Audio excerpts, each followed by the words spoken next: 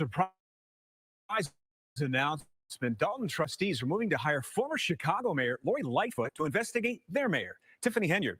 The resolution states the trustees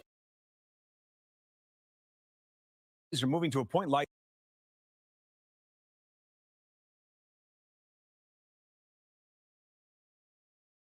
as additional legislative counsel to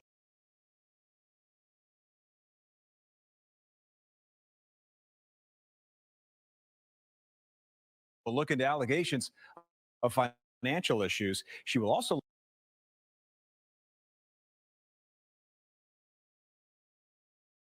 look into accusations against a Dalton trustee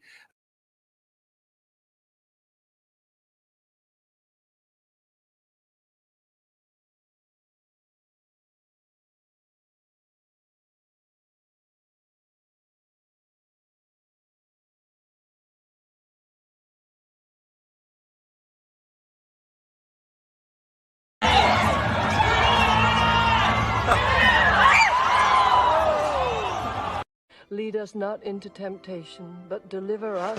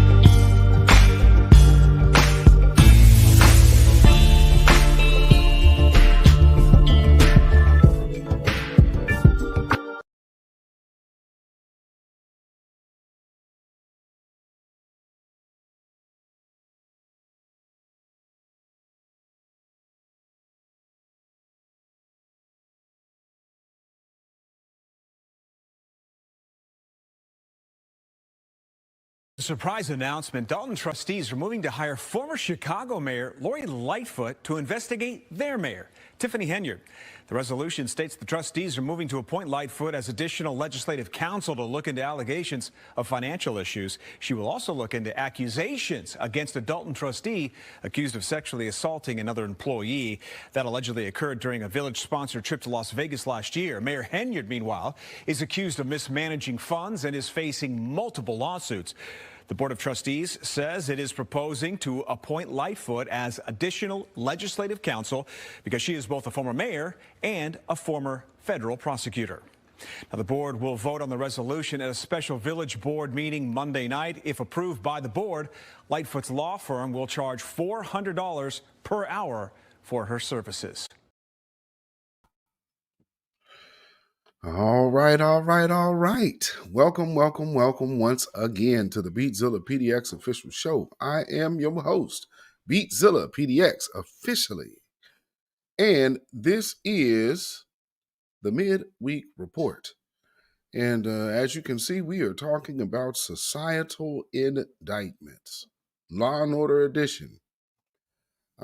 Now, we touched on one of these particular stories last week with the brother Calvin Riley, who we saw the woman emptying out the liquor and then throwing it back into his car. He is now since went and they kept the case because again, that footage that came out was edited footage and it came out a lot later, and so now they have released the real, true, authentic footage, and that actually is you can find the video of the arrest in the description of this video. So that's where it'll be found in its totality at your leisure. But with that being said, if you are new to this broadcast channel, please hit this like button. If you're new to YouTube, hit the thumbs up button if you haven't seen it. And on your TV, you can also hit that thumbs up button if you find it on your remote or whatnot. And share this out on your social media if you can. And if you have not already subscribed to this channel, please go ahead and subscribe right now. Hit that notification bell, hit the word all. That way you'll be notified anytime this channel goes live or a video is uploaded. And so if you are watching on Facebook or Twitter or X, make your way over to the YouTube channel because I will, primarily be broadcasting this on YouTube versus cross platforms for the most part. But this is something I'm doing right now, especially during this month of New Black Media Appreciation Month. Just making, just touching all bases this month. So with that being said, come on over to this YouTube channel and subscribe. And you can also become a member if you would like to as well. Shout out and salute to my members.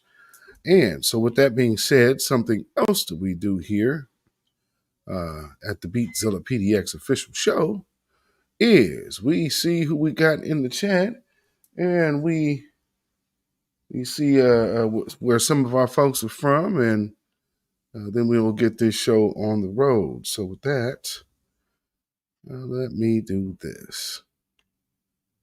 All right, how y'all doing this evening? So let's see who we got in here. We got Kid Gravity Beyond in the house. What's going on, my brother? Kid Gravity Beyond. Yes, indeed. Black First Night Writer, check in. Yes, sir. Appreciate you as always, my good brother. Blueberry Muffin. Yes, indeed. Good to see you in the house as well, my good sister. Thank you for being here. Black First.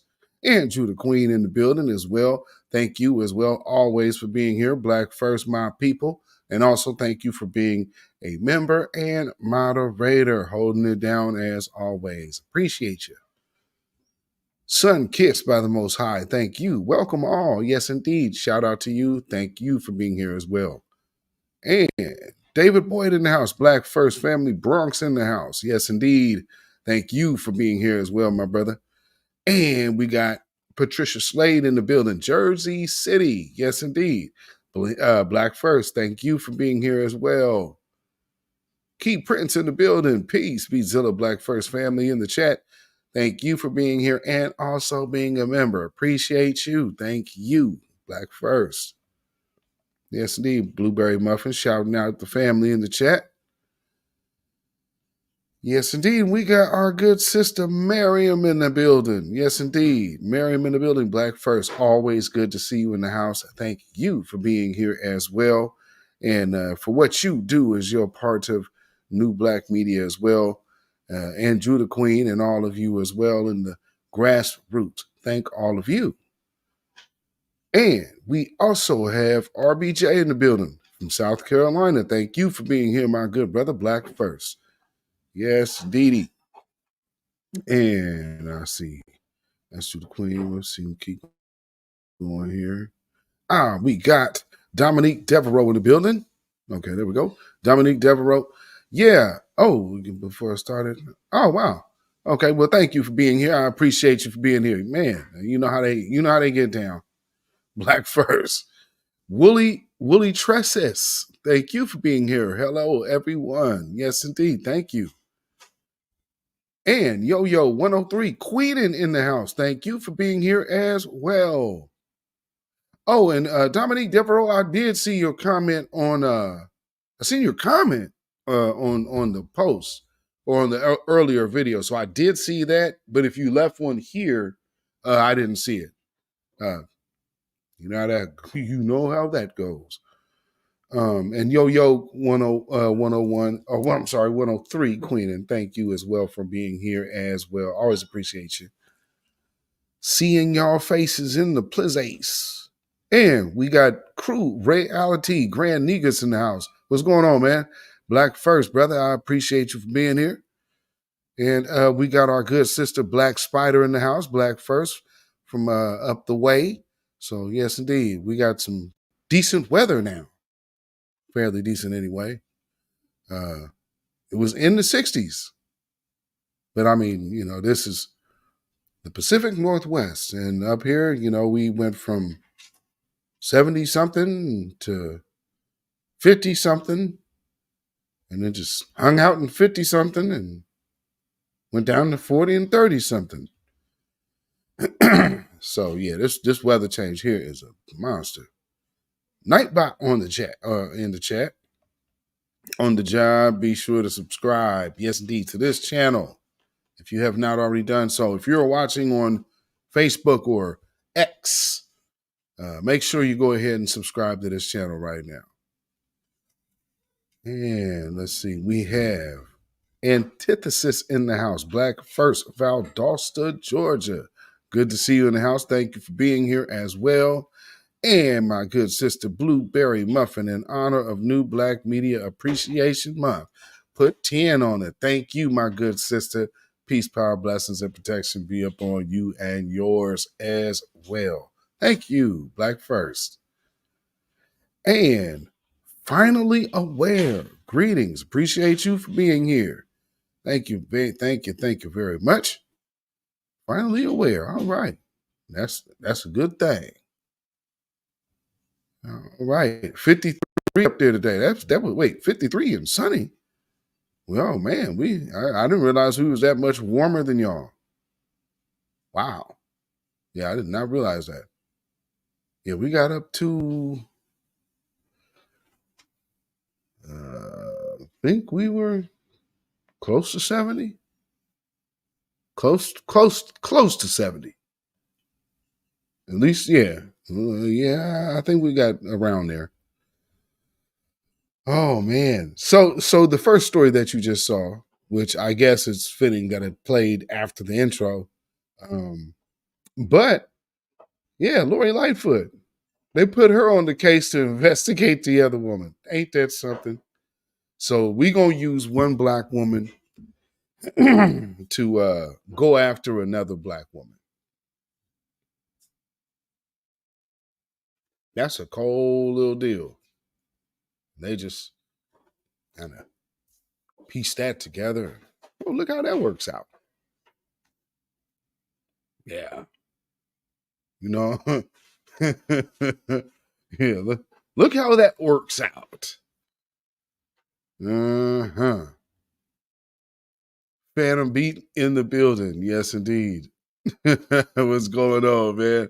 Appreciate you for being here. Black First. Uncle Lightfoot checking out her new girlfriend.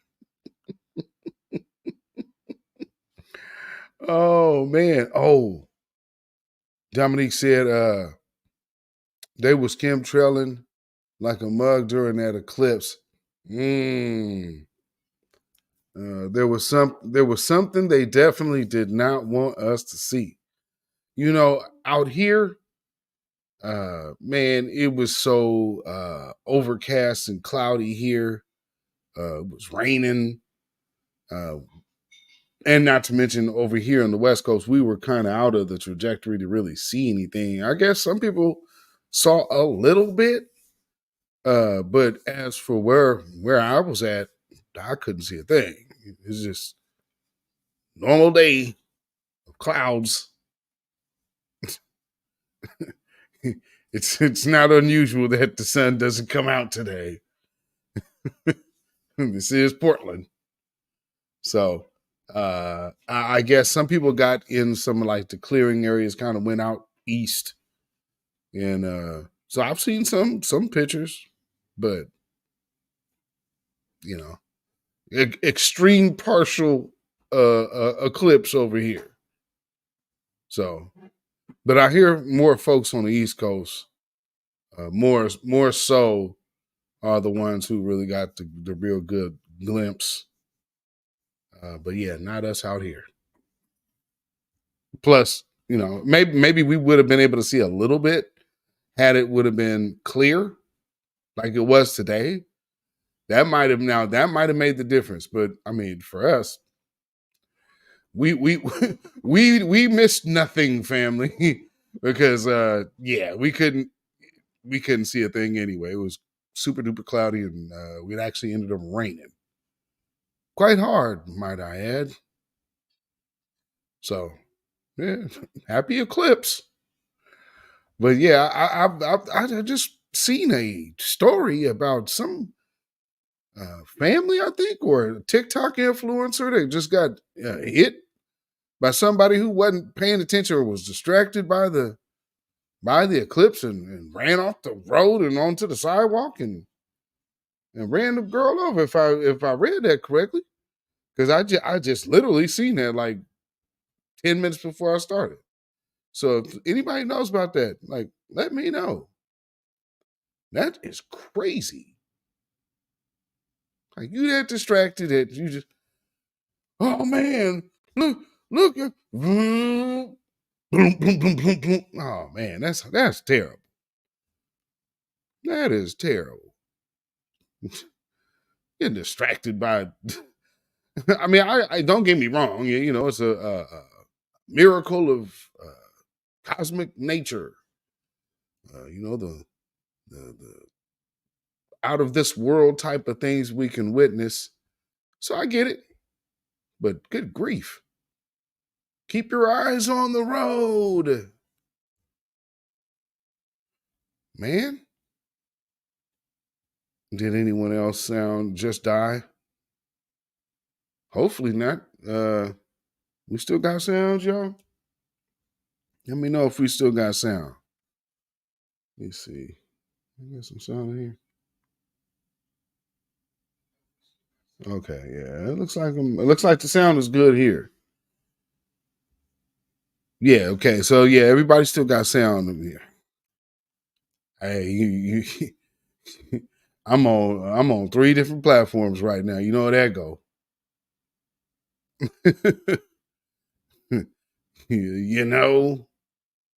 Yeah. So next story I wanted real quick, I wanted to mention man, y'all realize that they threw out the Minister Farrakhan's lawsuit against the ADL.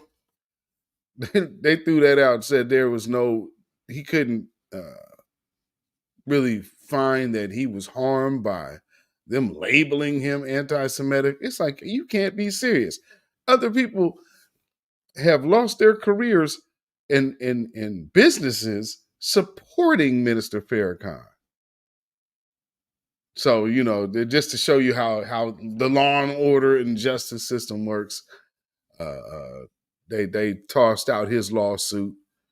And not to mention, we know the ADL has consistently demonized and targeted black folks for just merely sitting down with the man.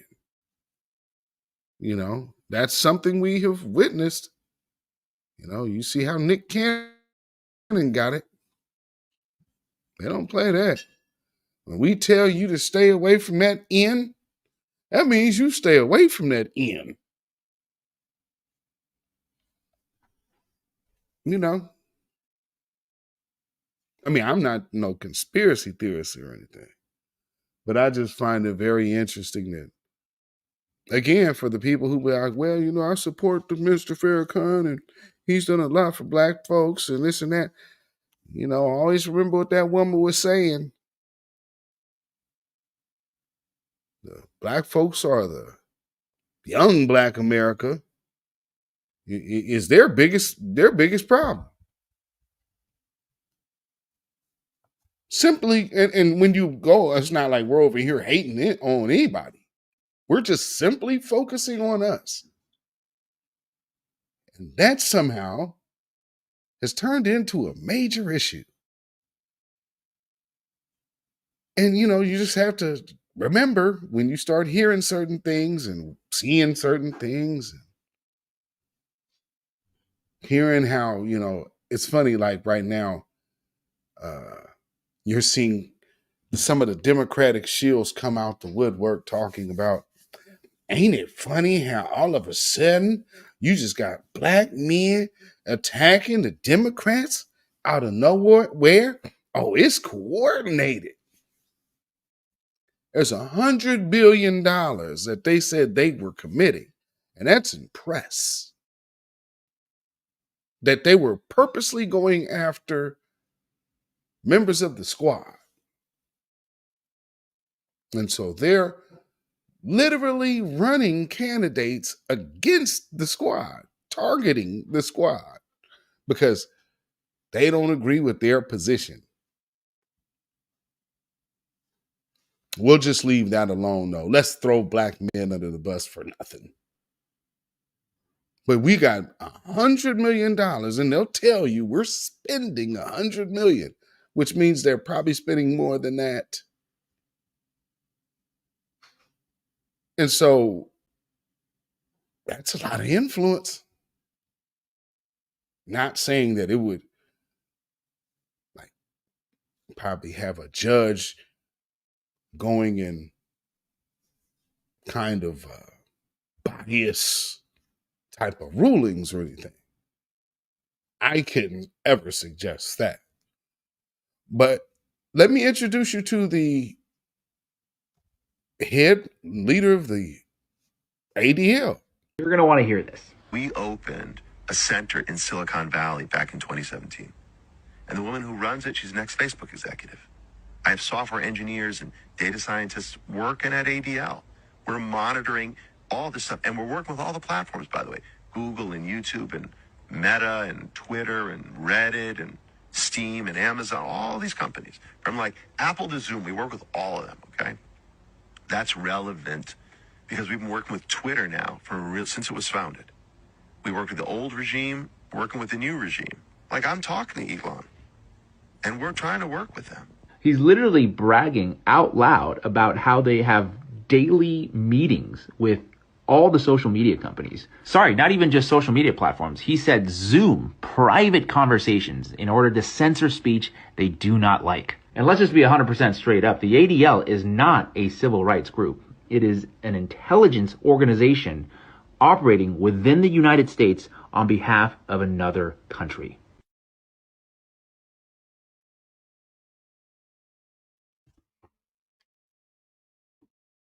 That's nothing we haven't heard before.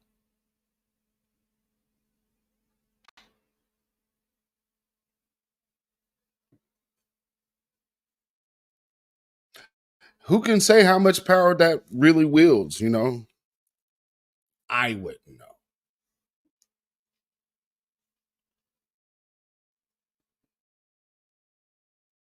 Some speculate.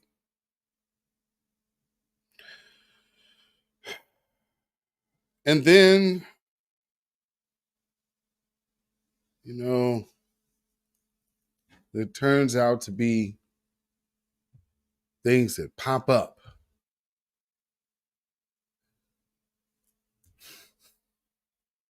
Very interesting story coming out of Idaho. And when I heard this, I said, well, this is a little interesting. Let me do a little bit of investigation on this.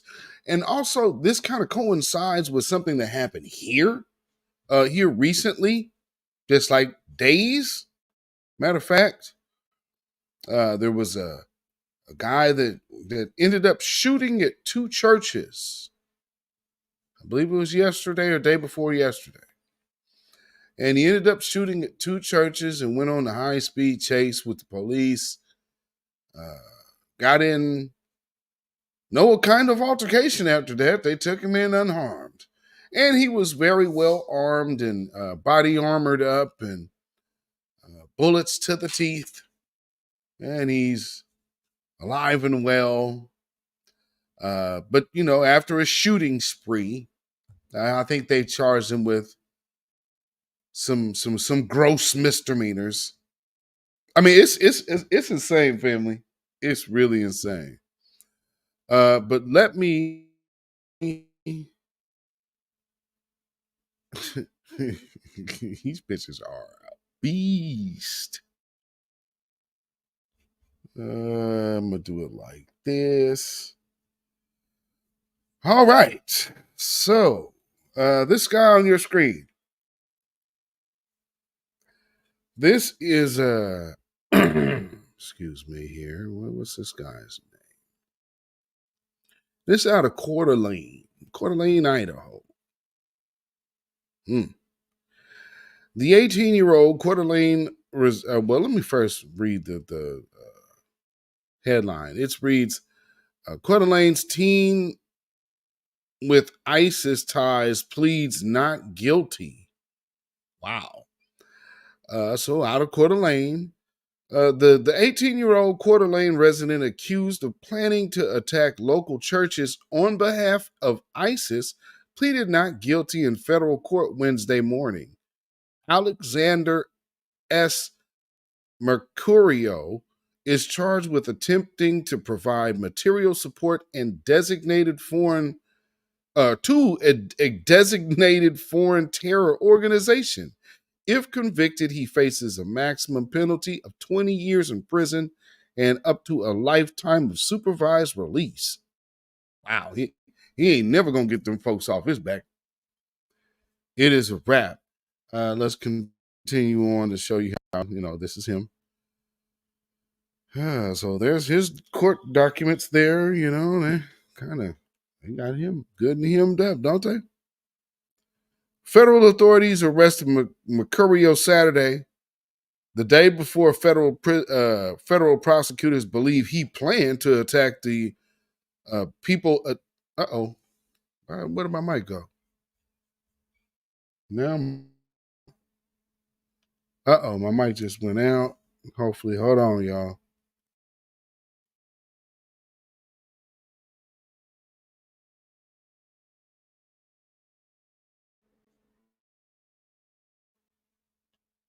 Check. I do not hear myself. Hold on. Family, can y'all hear me? Can y'all hear me? Hold on. What just happened to my damn sound? You can still hear me?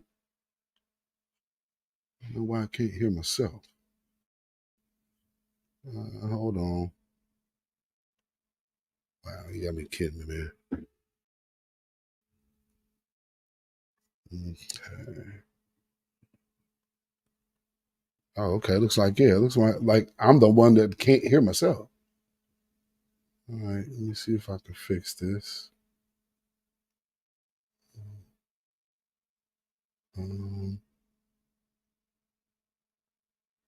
See if this will work. Bear with me, family. Trying to get this thing together here. Okay, let me get that sound. I can hear myself again. Okay. All right. Okay. It looks like I'm back. Okay. Wow, that was weird. That was really weird. Okay, well, very interesting. I guess somebody doesn't want this story out, but I guess when it's them folks.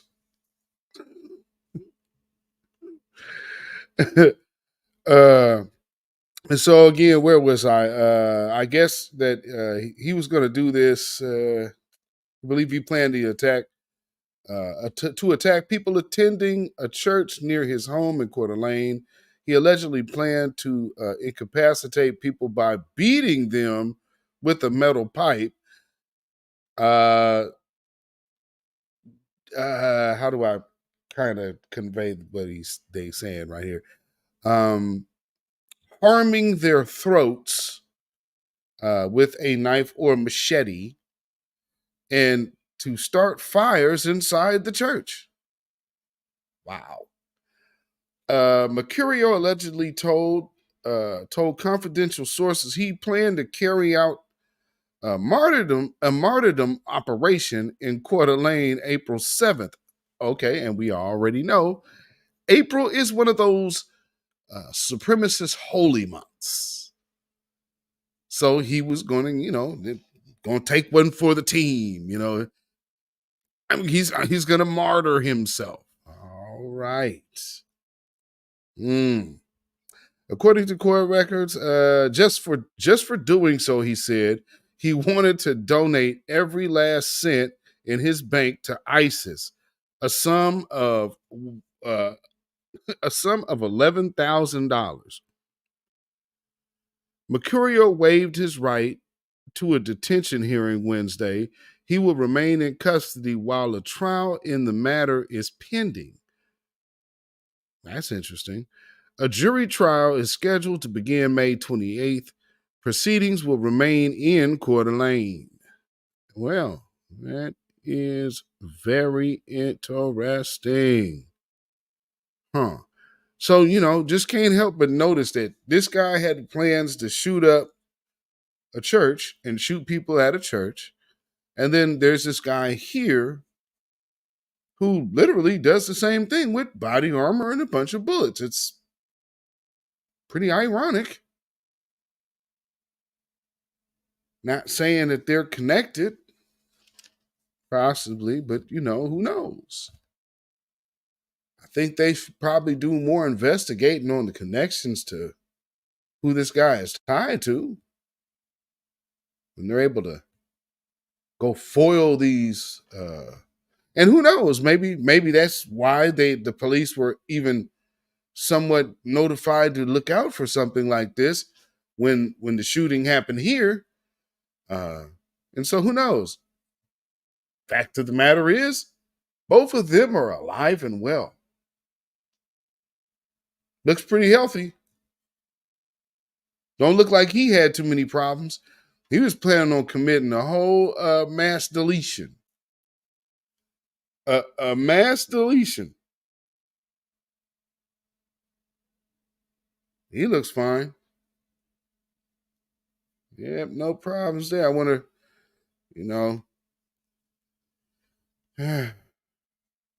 I wonder how his arrest even went. You know what I'm saying? I bet you this was one of them real soft arrests where it was just super kit glovey with him. You know they were.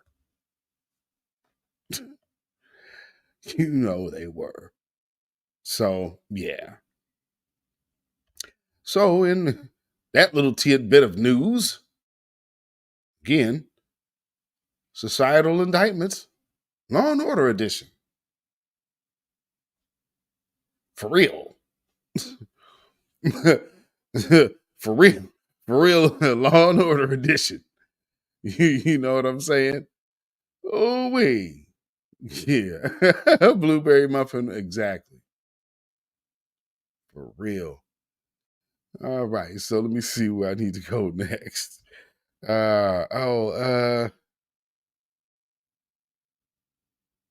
yeah, there's a lot going on here. Where will I go next? Let me get this up in here.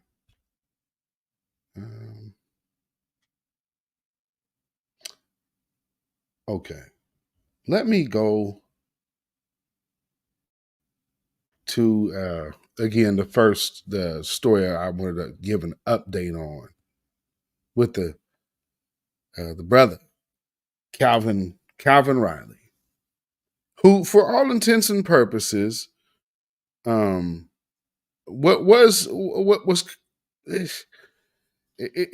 video that was released definitely does not reflect well on the cops. Now, granted, that video is definitely edited, to say the least.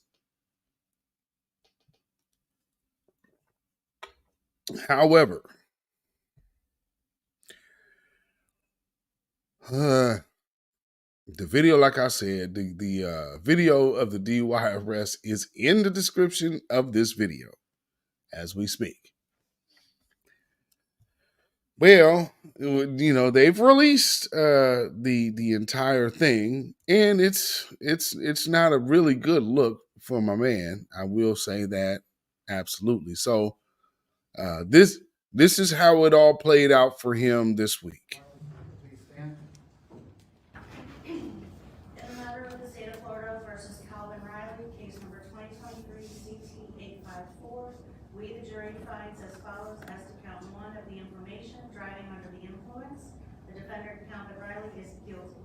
So say we all this 8th day of April 2024.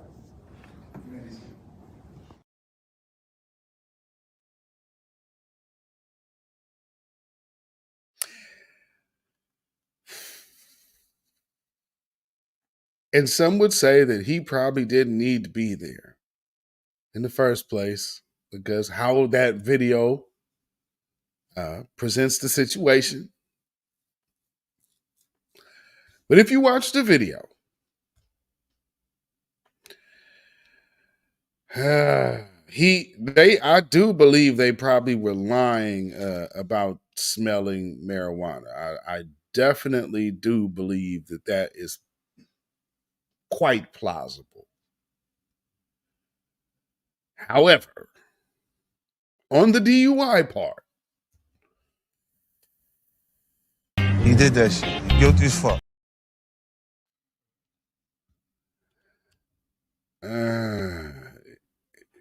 So yeah, like I said, if you want to go see for yourself, the link of to the video is in the description. He definitely earned every bit of that DUI. So to put it to you like this, she didn't have to frame him. So yeah, if you want to go check that out, it's in the description. But yeah, I watched the arrest video in what they've released.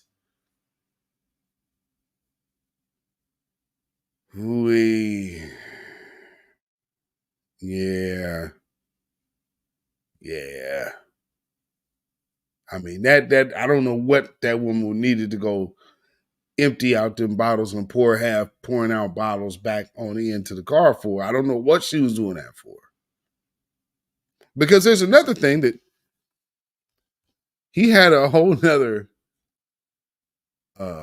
container full of drink. So this was a legitimate stop, obviously, because yeah, if you guys want to just watch it, and don't take my word for it, the link is in the description of this video after this goes off, and you think that I'm just, hey man, you ain't cutting that brother a fair shake. No, well, okay. I'm being absolutely fair, because I could play the video. I just like, you know what? I ain't gonna do that. I'll just put the link in the description, because yeah. Yeah.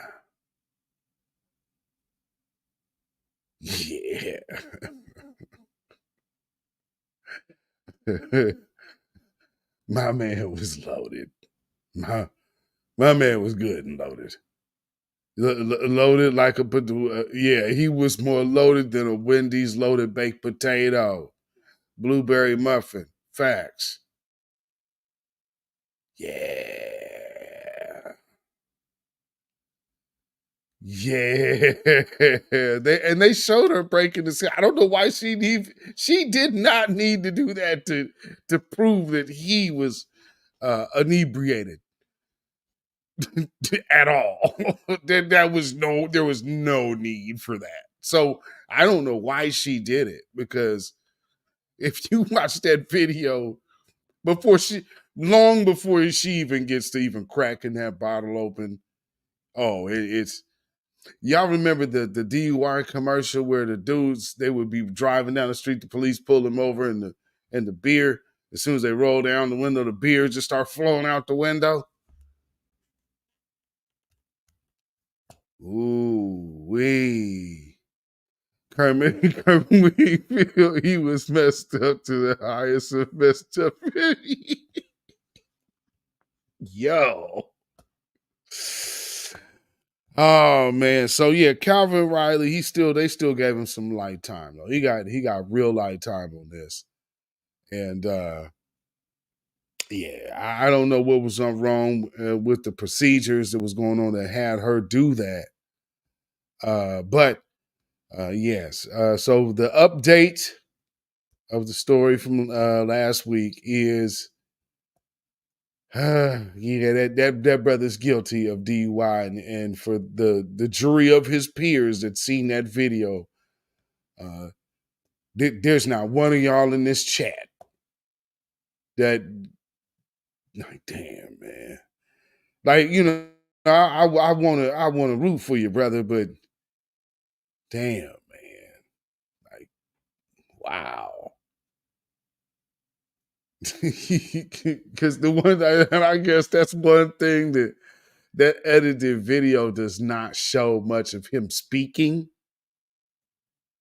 but you're gonna get plenty of him speaking in this uncut DUI stop. So yeah, you will fully be aware of why I say what I say. Yeah, he was there. He was all the way there. Black Spider will, at least they didn't kill him over a broken tail light. Facts.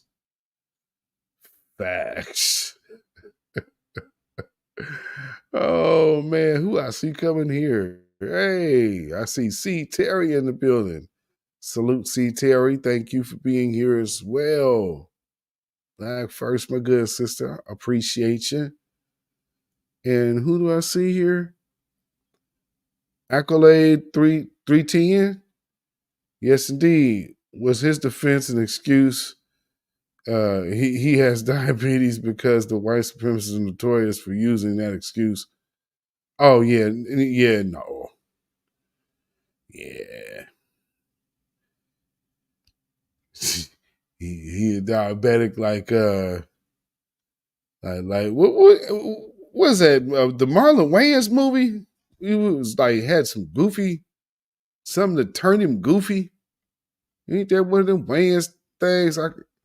Now I'm thinking of a character, and I want to say it was Marvin Wayans. We started seeing things. Kermit Winfield in the building. Yes, indeed. Yes, indeed. He absolutely was super duper juiced. You know, and we know the difference between being drunk and kind of having an episode. That dude, because you know he was coherent. You know, he was definitely disputing what was going on. Black women stand up. Yeah, he was definitely disputing. Black women stand up in the building. Thank you for being here. Black first. Thank you. And who I see? Oh, my good sister, One Who Cares in the building. Thank you for being here as well. Black first. Oh, man. Oh, man. Oh, man. Oh, man. Okay, so. Yeah, so it ain't worked out well for my man. Well, actually, it did. So, I mean, because like I said, his time could most definitely been worse. Most definitely. So now going from that,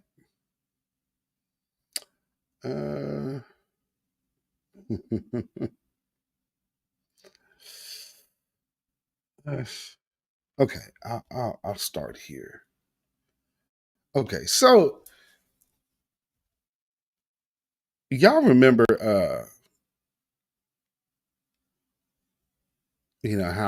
how last year went at the NCAA. Oh, and again, salute the Gamecocks for their championship.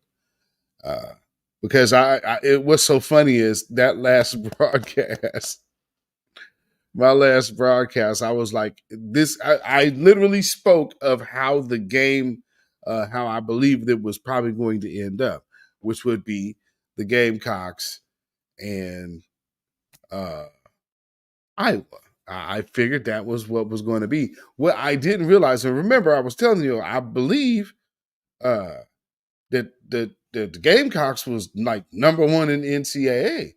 And yeah, they ran a perfect season. What I didn't realize is that majority of that team is freshmen. That means freshmen ran the table and were impossible to beat for like 37 games. And all they could tell you about was Caitlin Clark. Do you know what type of feat that is in sports to do? That's like having a whole team of rookies, and rookies is taking the game. They taking the trophy home.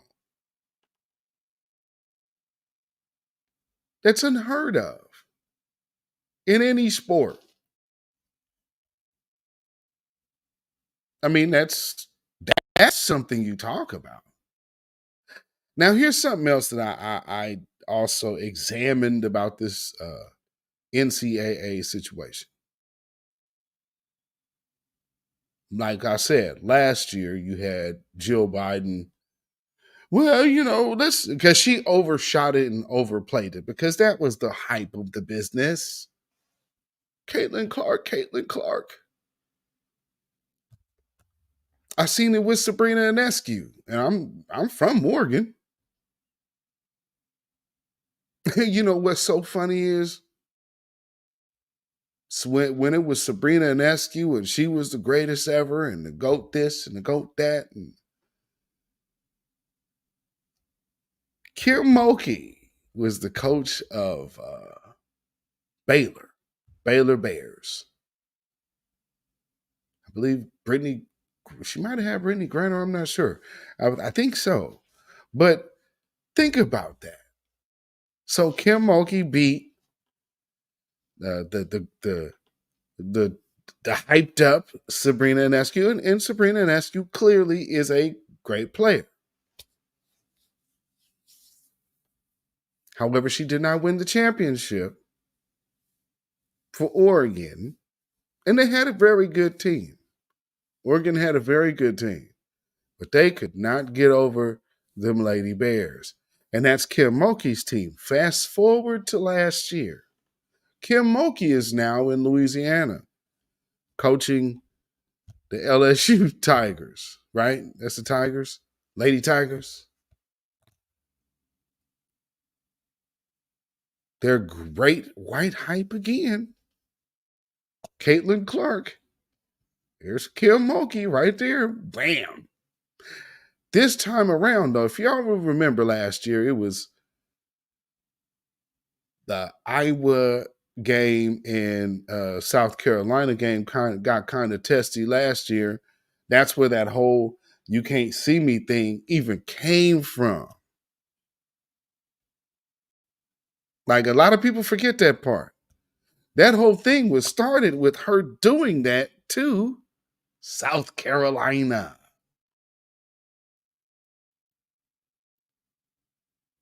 And I guess they felt that Caitlin Clark's greatness could outweigh this team's get back. I mean, even for the freshmen who are playing, and some of those who are already there, like the big girl in the middle.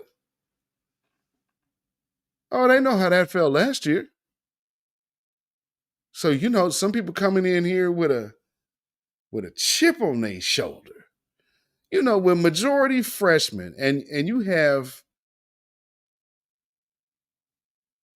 rotating players as well. There's nobody getting overhyped minutes. Everybody's playing the same time. And they ran the table in a team sport. But all you heard about was Caitlin Clark, Caitlin Clark, Caitlin Clark, Caitlin Clark. Oh, she's the greatest. Oh, she's the greatest. You don't need a championship to be the greatest. Here's the thing about great players. And here's things about people that are considered GOATs. They make other players around them better. All the shine doesn't go. Even when Jordan was on the Bulls,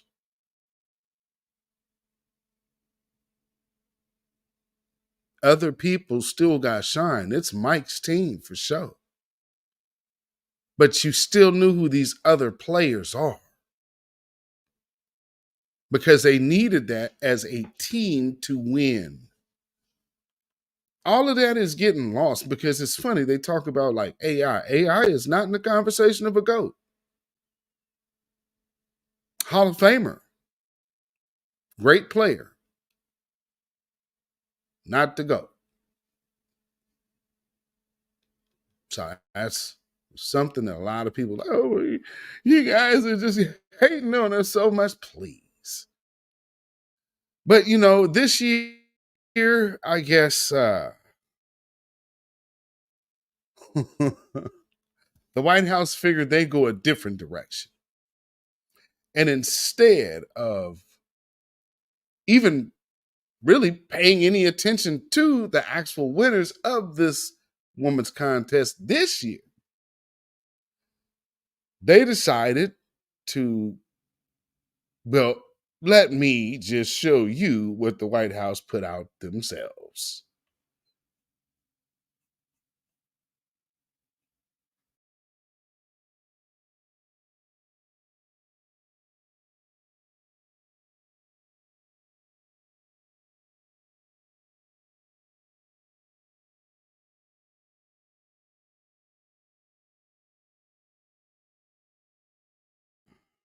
Okay, and it doesn't want to play. Okay, hold on.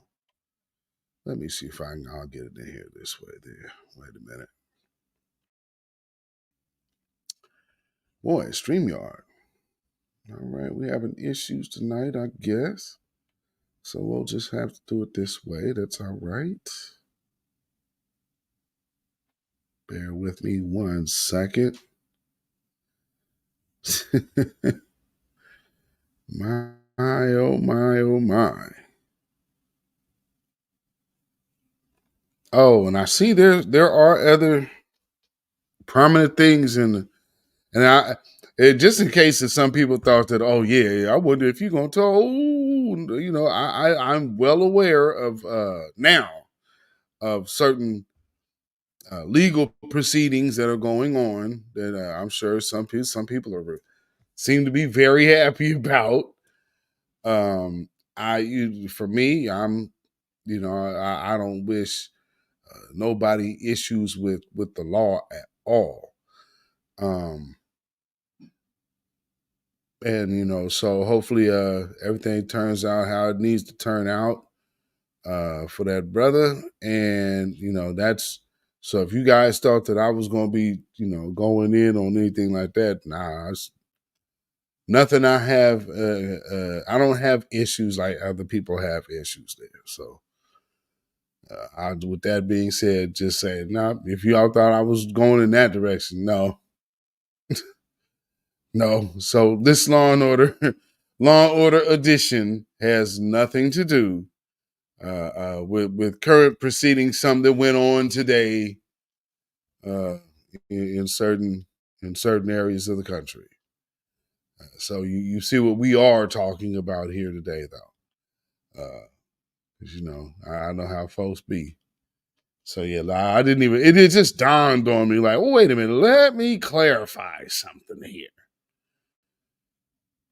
It's like, hey, I wonder if he going to say something about, no, I am not.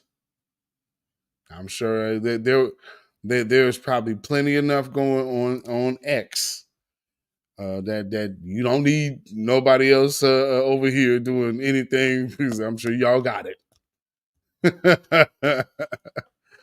Oh my Lord. But man, strength and power to that brother, and face whatever you got to deal with, man, with as much courage and honor as you can. Like I said, this system is crazy. But here we go. So like I said, the women won, and in this NCAA tournament for the men and the women, the women's game was more watched than the men. And oh yeah, it's Caitlin Clark. It's Caitlin Clark. Is it really though? I mean, it just seems to me that I saw something here that was let me put this up on the screen. So just so we could say, get that myth out of the way about how much Caitlin Clark has done for the game of basketball, and it's Caitlin Clark. It's most definitely Caitlin Clark that has brought eyes to women's basketball right now. This is social media, and we are talking about the social media era. I'm just curious if anybody notices who number 1 and number 2 are. Angel Reese is just a byproduct and this and that and blah, blah, blah. Number 1, Angel Reese. She has 2.7 million followers on Instagram. We're talking about people who pay attention to these players. Next to her, Flagene, 1.7 million. Do you understand the 2 players that are getting the eyes and attention from the actual people, not the created media hype, are both on LSU?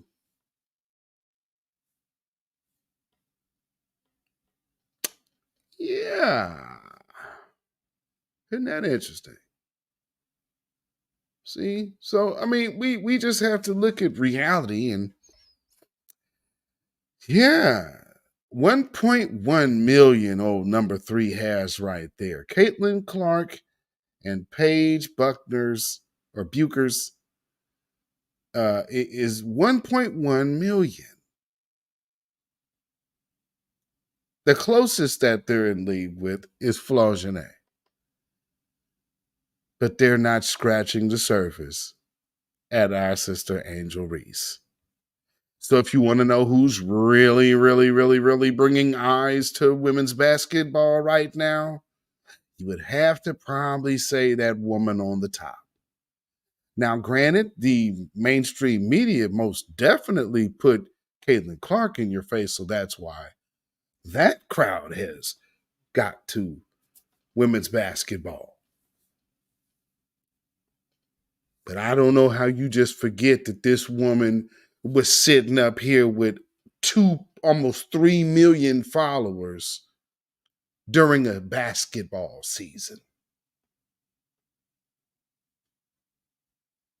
That seems like a lot of little, you know what the word is called? Marketing. Oh, yeah, but hey, Caitlin Clark, I must be hating. I just must be, because all those shots are just not like she dunks. Oh man, all those shots. Okay. All right. Cool.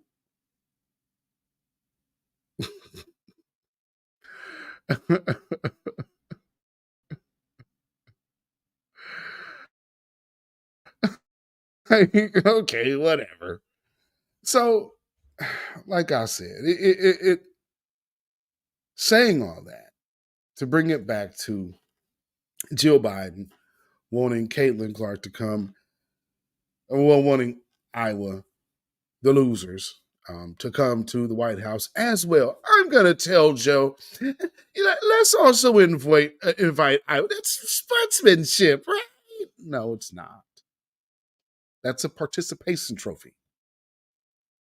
But instead of making that faux pas, and I guess showing black folks that they're thinking of us,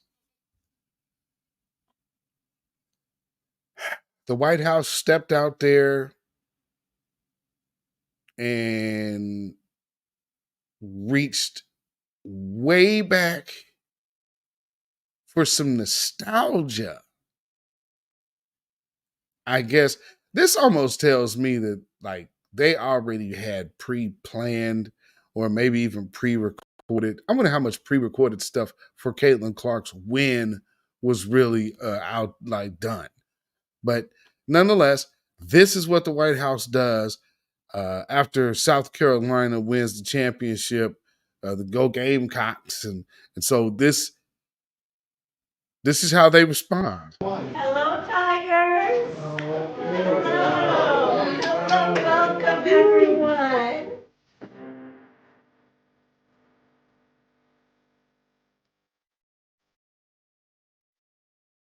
We were the first black school to play in an all small, all white tournament. And we're happy we won the tournament. How many times? 3 times. Three small college championships.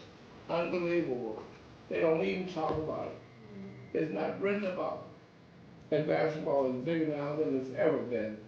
Your willingness to tell the story in such an active way is so important. This is the greatest day of my life. I don't even know how to explain it. Just the thing that we went through to be where we are, this is great. This don't get any better than this. These gentlemen and their teammates who we have named are a perfect example of the excellence that comes from our HBCUs, and I'm incredibly proud.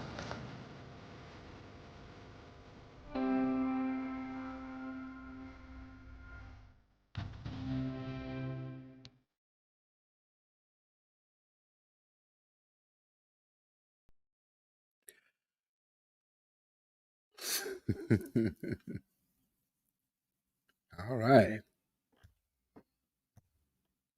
All right. Oh, that's the attempt. Gotcha. All right. That works, right? Lord. Oh, so let's see. Where are we going here? Oh yeah, let's get this story before we can move any further, because I'll save that for last. Okay. So real quick, the situation out there in where was that? Out there in Chicago, the Dexter Reed brother. They ended up unloading. The police ended up unloading on this guy like they shot this dude like 90 something times or something. 96 times. I think they said yeah, 96 times. But man, See, here's the thing.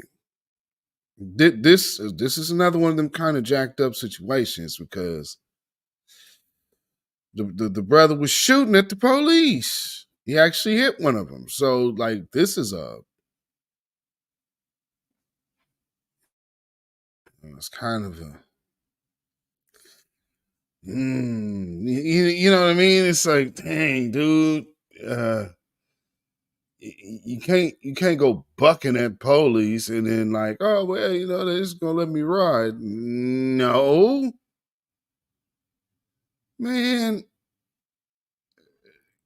I guess the one thing they can say is, well, yeah, it was overkill because it was damn sure overkill. Most definitely overkill. I mean, that like they tore that guy up, man. Where is it at? Okay. And you know, the mayor came out and said something.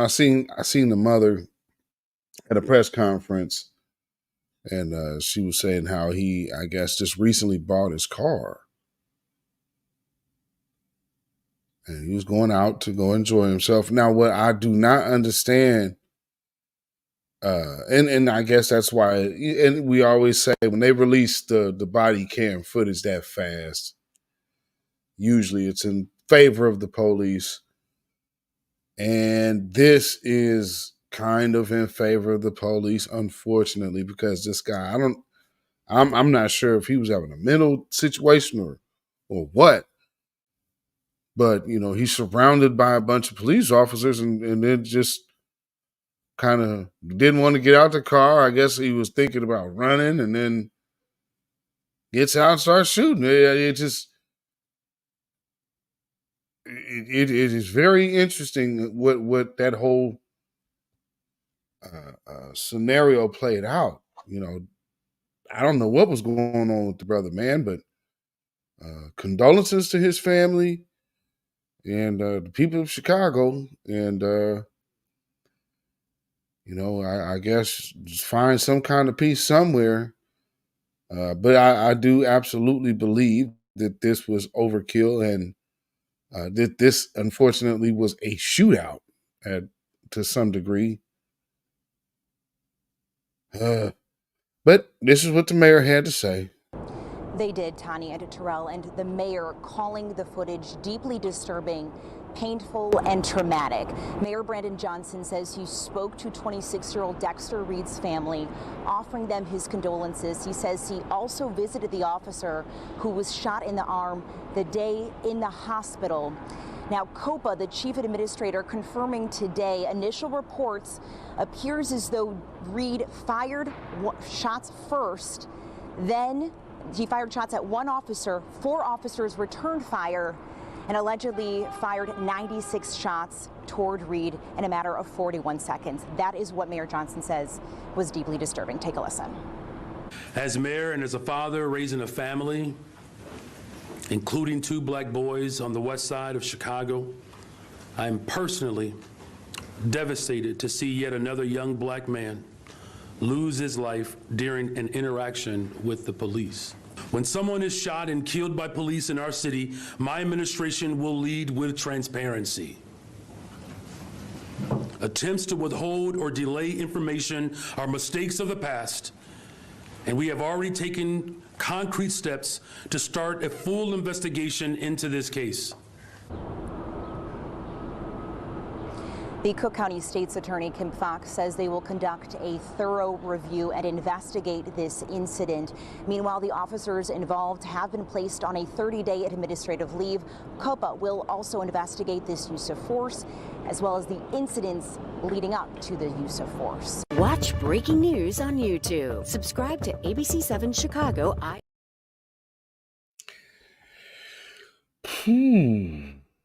So yeah, that definitely was that was a beast. You know, they lit that dude up, and a very unfortunate.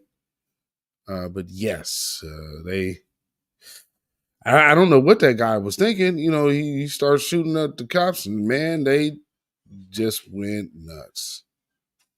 So, unfortunate situation there. Black Spider with the super chat. Thank you so much, Black Spider. This is for not giving Kamala any time on your broadcast.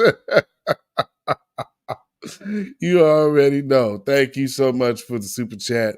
Peace, power, blessings, and protection be up on you and yours. I appreciate you. Thank you so much. And that's so funny. Miriam said 96 shots. And that's success, and they're just I'm not understanding what's going on. Like blah blah blah blah blah blah blah blah blah. Didn't have the nerve.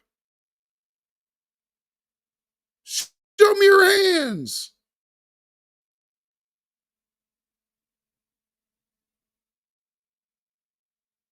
Just shot 96 bullets at you. Show me your hands. Okay. Man. And so going from that, it's very interesting as well. And it's funny, Black Spider, when you think of what we should have right now. You mentioned Kamala, the White House Police Accountability, the Office of Police Accountability that's supposed to be the White House. Now, remember, they got the, gun prevention, gun violence prevention, something that doesn't even have a legitimate function, but they have a community in the office and the title and the budget.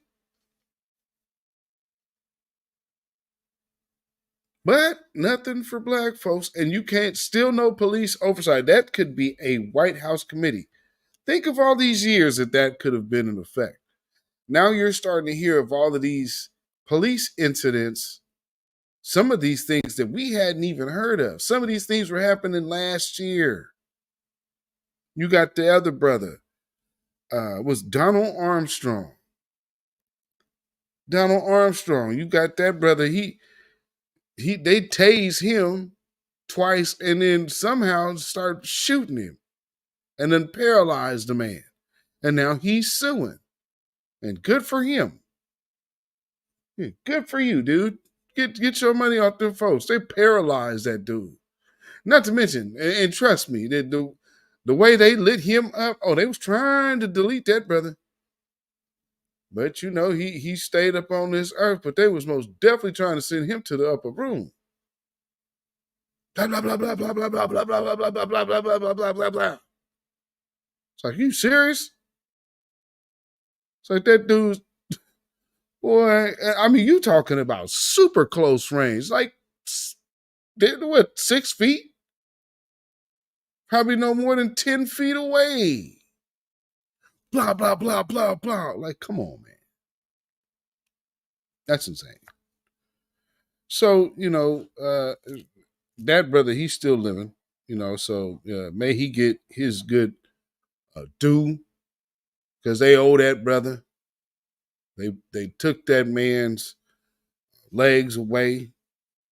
That brother's paralyzed from having a mental episode at that.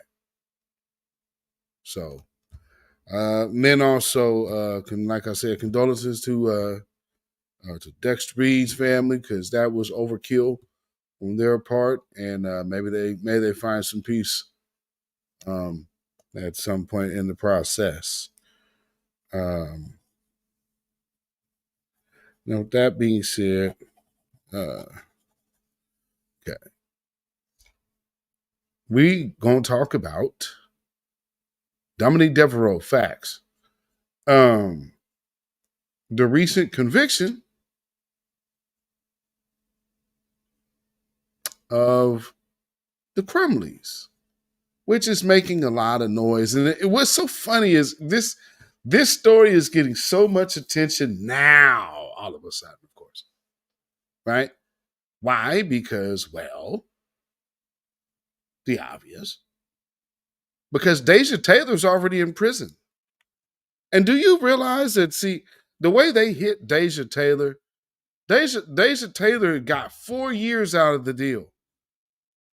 Out of that white woman getting harmed. You understand me? Now, we finna take a little quick walk around the park about this, because it's the Deja Taylor incident also kind of plays into what's happening right here as well. So if you're noticing that there's a lot of news and a lot of press about what kind of precedents this sets, that the Crumleys have been convicted. Jennifer Crumbley, years, she got 10 to 15 years. Ethan, of course, got life without parole. And then James Crumbley, he also got 10 to 15 years. Now let's hear what Fox News, how they're addressing what's going on. Prosecutor said, and I think this is right, this is a rare case, said the prosecutor, that beyond a reasonable doubt, it takes the unthinkable. She has done the unthinkable, and because of that, 4 kids have died. So you look at the facts of this case, Kaylee, and it would make any parent, any American so angry that these parents didn't take action to protect those beautiful young lives that are now lost. Families are devastated. My heart breaks for them. Also understand there's a bedrock American principle that we don't hold people accountable for the crimes of someone else. Involuntary manslaughter. And I know we get emotional about it, but if you start to throw away all of the concepts that we hold dear as Americans, whether it's our property rights, we're going to let squatters come in and take over someone's home. We're going to disregard bail laws and our criminal justice system. Didn't hear any of this for Deja Taylor. Well, ultimately, it's the person that commits the crime.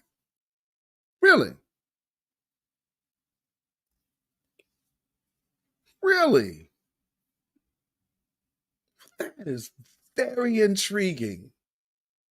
And I will totally say, Deja Taylor, again, let me repeat, 4 years. They gave her 2 years in Fed, and then after she's done in Fed, she got to go do 2 more years in state.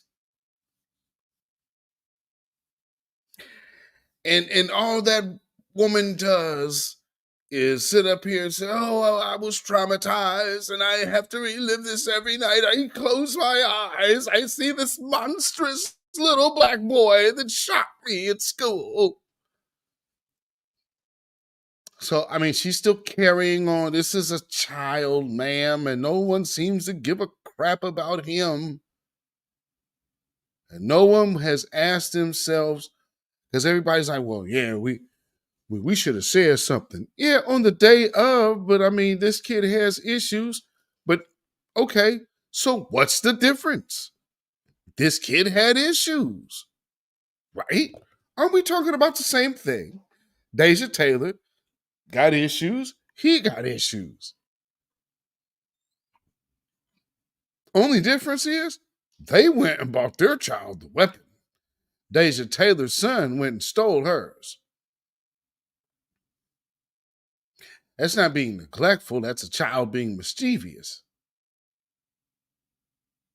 Smart, too smart for his own good, as we say.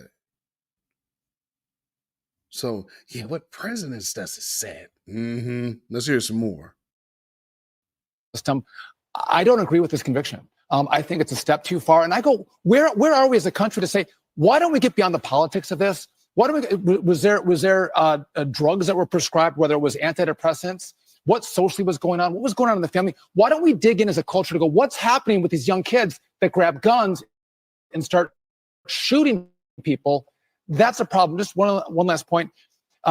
Ethan, he was waived into adult court, right? So he was prosecuted as an adult. And the parents, we're assuming that they're parenting a child. So you can't have an adult in court, but also then hold the parents accountable as if it's a child.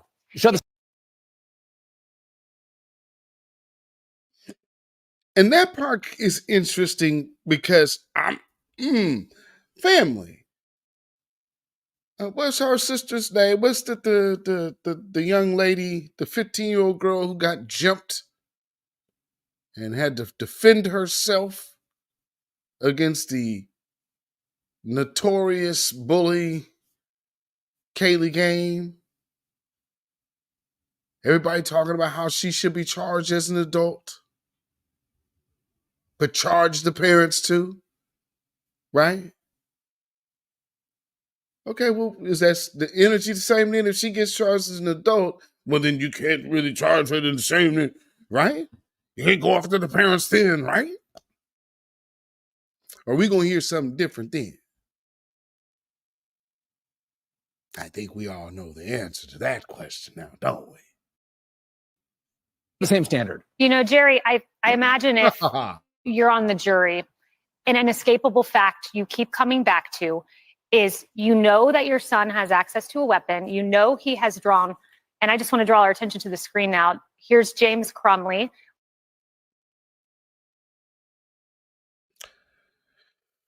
Whew. There they are, family.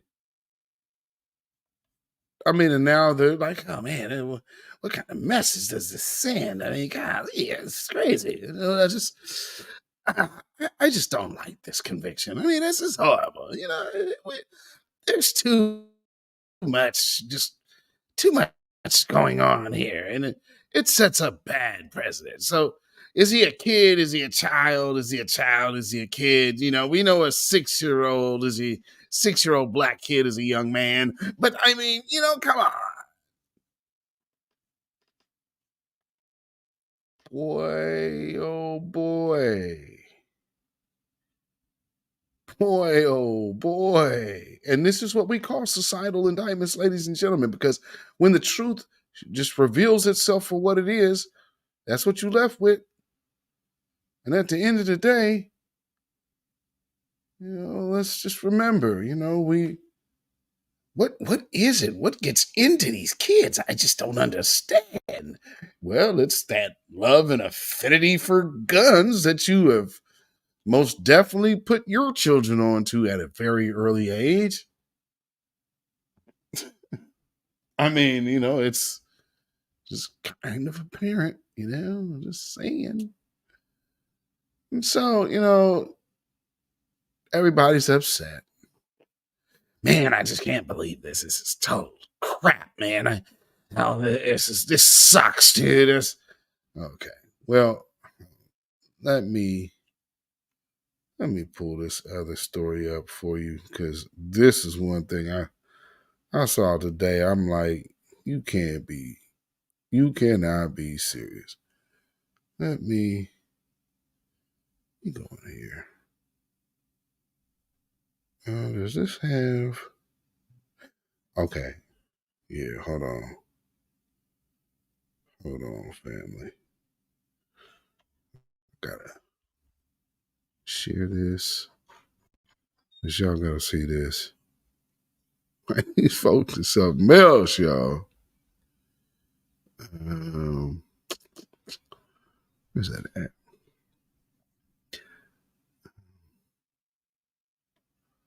Just not that. No. Good grief. Oh, hold on. Let me get this. Where can I?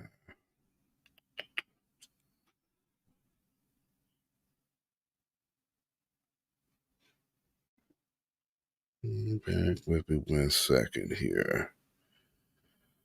What's that wavy? Gotta find this. I thought I had this linked up. For some reason, it's not. Okay. And off of here. Let me do this. This really sucks.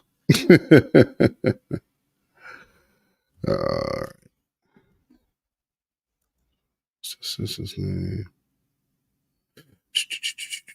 Oh, okay. Yeah, so here we go. That's just it. No. Let me make sure this is the right one. Failures, okay. So, like I said, it within the situation out there in Van Nuys, they are charging another woman out there. And they're suing the school. So this is becoming a thing.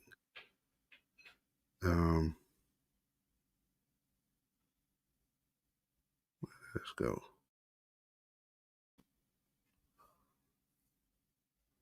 All right. Go out of here. Anyway, well, you know what? Okay, there it is. I don't know why the story is so hard to find today. And my tabs ain't linking. What is it? It's the Eclipse. It's the Eclipse, ladies and gentlemen. Okay, so here's the story. Finally. Share this tab. Let me get this up here. Okay. So, in Virginia, hopefully y'all can see the. All right. Newport News. Okay, hopefully it'll play now. Get my sound on.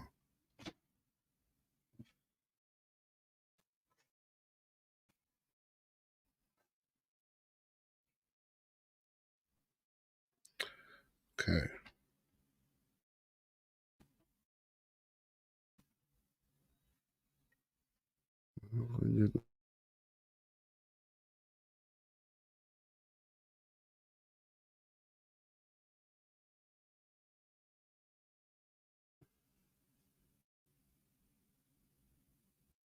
You would think I have a gang of windows up. What's going on?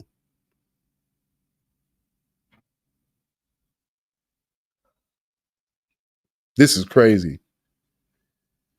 All right. Well, we'll see if this comes back on. Then we'll cut over there. But in the meantime, ladies and gentlemen, let me just go ahead and read you this. So, in Newport News, Virginia, more than more than a year after Abby Warner or a special grand jury indicted the school's former assistant principal, Ebony Parker, on 8 counts of felony. This is very interesting too. They indicted her on felony child abuse. Now, when I first seen this headline, I was like, "Oh, well, did she have?"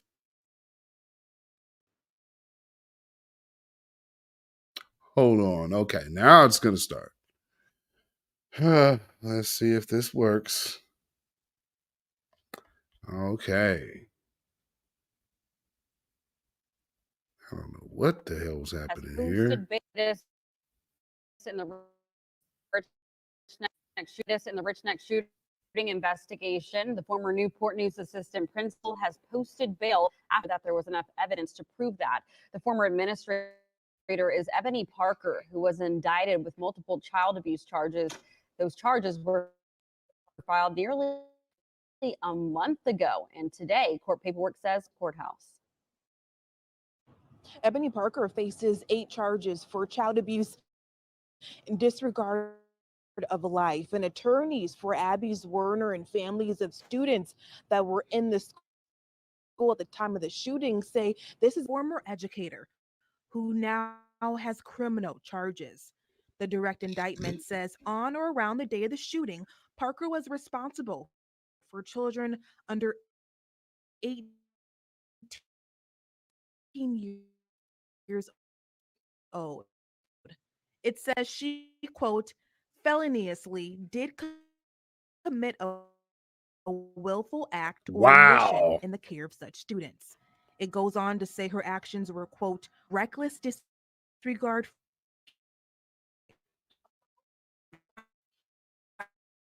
Abby's Werner had no response, refusing to even look up when Zerner expressed her concerns about the boy having were too small.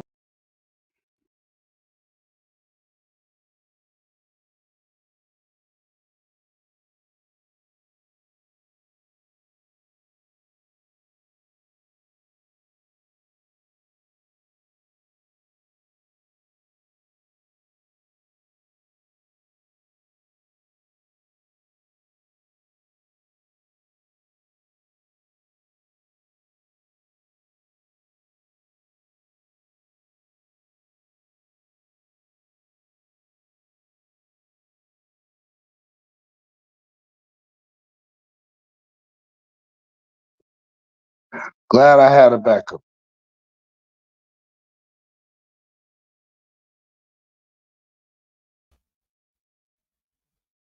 All right. All right. Now we're back.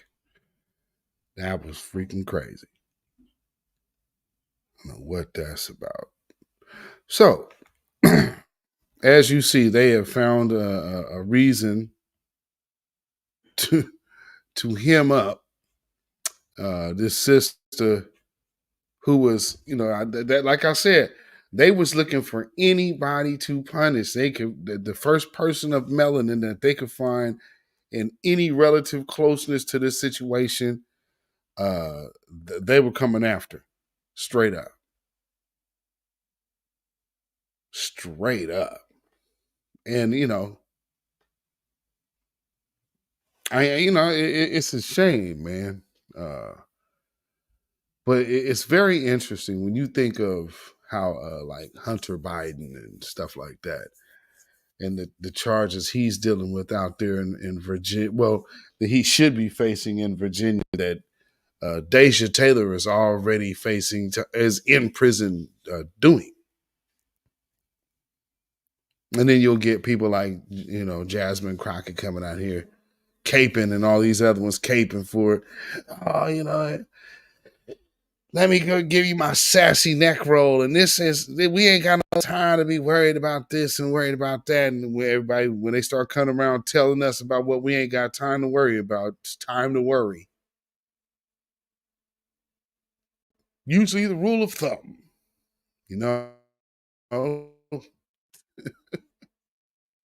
Oh, so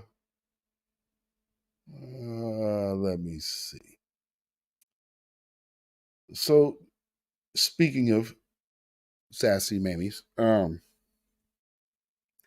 Jasmine Crockett has kind of been popping up here lately. And, now that the racist conversation is really at the forefront, you're starting to see some of these so-called Democrat faces starting to try to talk black for a hot second.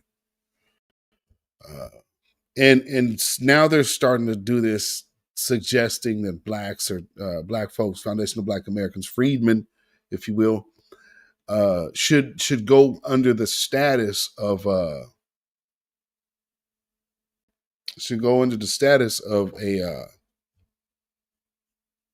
tax exempt, which is kind of stupid and silly, but nonetheless, that's what they're talking about. So with that being said, here's the first little tidbit we want to look at.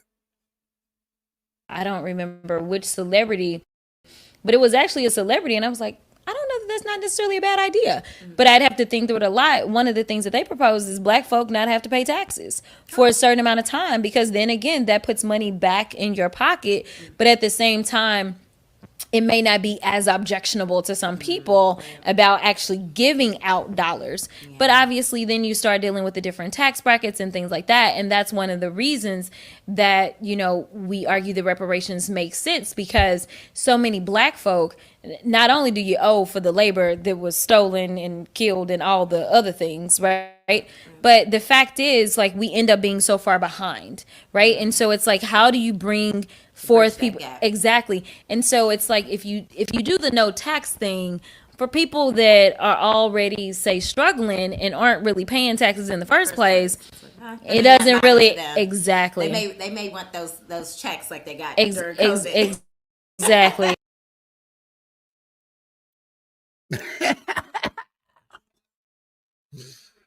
Lord. Mary Evans in the building. She wants to give us no taxes. She wants to give us no taxes as reparations. Yeah, not gonna play. Not gonna play. Good to see you in the house this evening, Mary Evans. Thank you for being here, Black First. Lord. Well, she really tried it though, but I guess they have to get out there in front of it because now it's a real conversation. Across the country, one of the things that I always tell people is the power belongs to the people. None of these seats belong to us. People say, oh, that's your seat. No, it's not my seat. I am here and I serve at the pleasure of Congressional District 30 in Texas. The power belongs to the people, and it's time for the people to take their power back. For so long, people have felt powerless. They would say things like, well, it doesn't matter if we vote. They're going to do what they want to do. No, the reason that they want to change the laws all around the South mostly is because they know that your power is just that strong.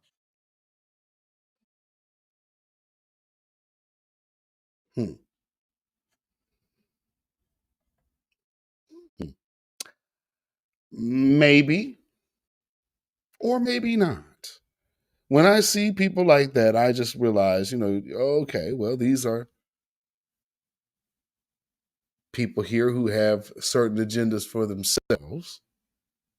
That much is clear. You know what I'm saying? But let's check out also from the National Action Network, NAN, if you will. Let's check out NAN. Just last fall, when we talked about for the first time, the state has even entertained the idea in a powerful way of having reparations, acknowledging the fact that there was a time in our city when 1 out of 5 New Yorkers were enslaved. Everybody thinks it all happened down south, right? 1 out of 5 New Yorkers were slaves. They're the ones who, with their sweat and toil, build up this city. And we're going to study the possibility of how we can help right the wrongs of the past, because you cannot move forward until you acknowledge the ugliness and the racism and the cruelty of the past. And that's what we're doing here in the state of New York.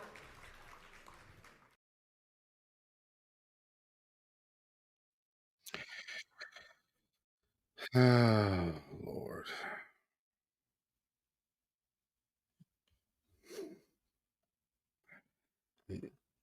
Do you feel that that's just lip service, family?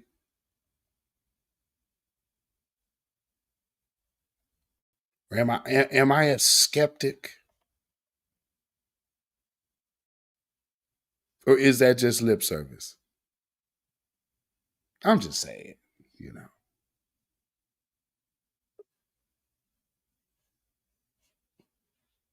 Oh, Lord. Okay. So, in the conversation of reparations,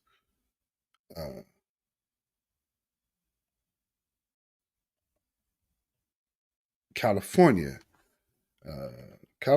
American Freedmen Affairs Agency. Here's something that I've seen out there because people are talking about the bill that is here in Oregon, Senate Bill 619. That legitimately I don't know why it's not being adopted across different lines, and they keep trying to go after a study.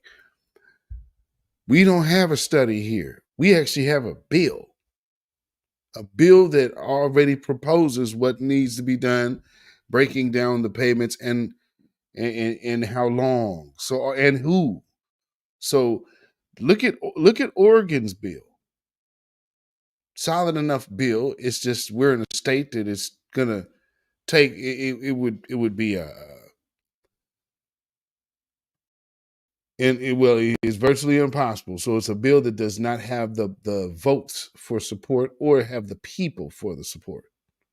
Seeing that this is Valhalla. But nonetheless, be clear that a reparations plan drawn up with the actual numbers comes from right here. So Oregon Senate Bill 619.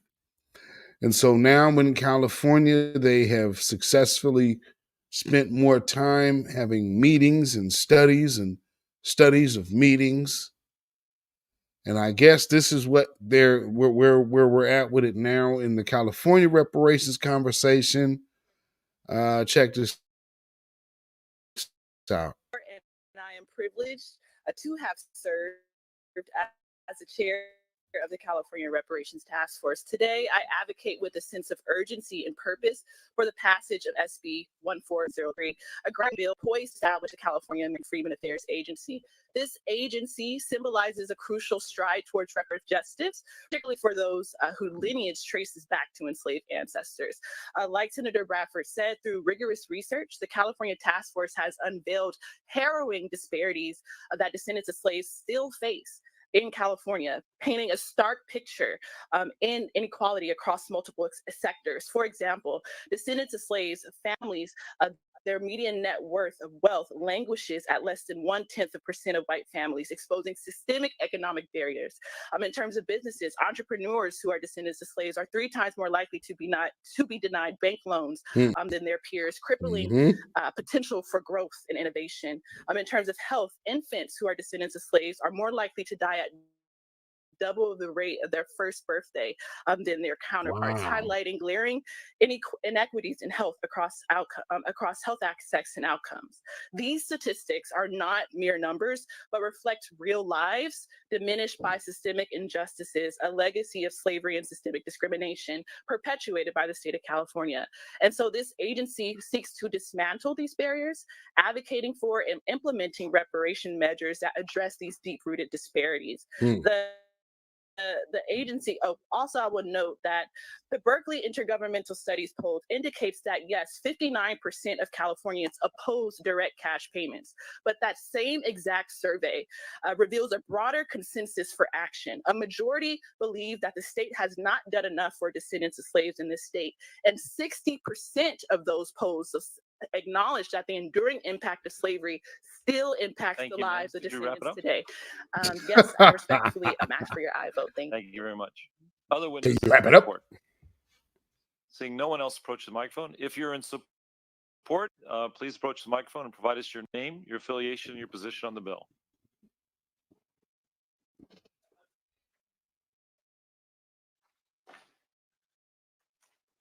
Good afternoon, Chris Lodgson, Coalition for a Just and Equitable California, on behalf of the American Redress Coalition of California, Sacramento, American Redress Coalition of California Bay Area, the California Black Lineage Society, the Lineage Equity and Advancement Project, all in strong support.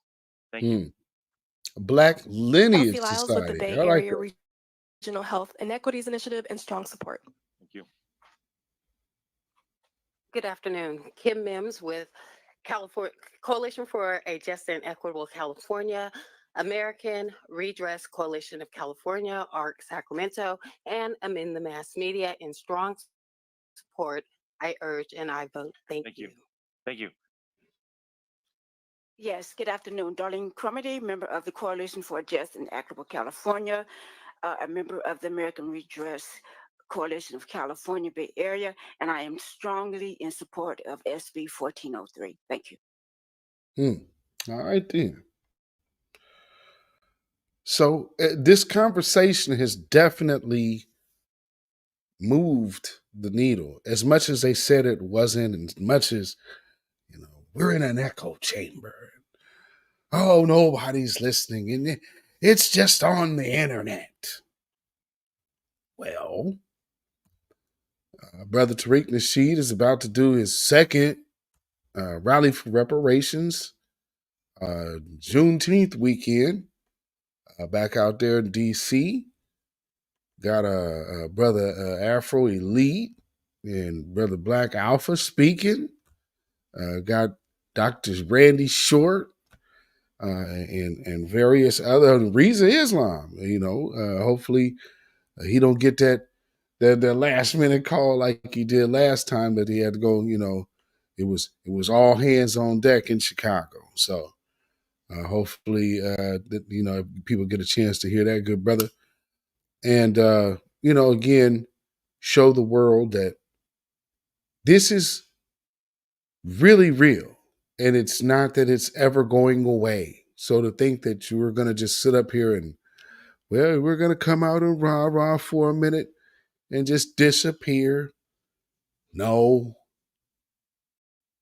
And here's the other problem that they had.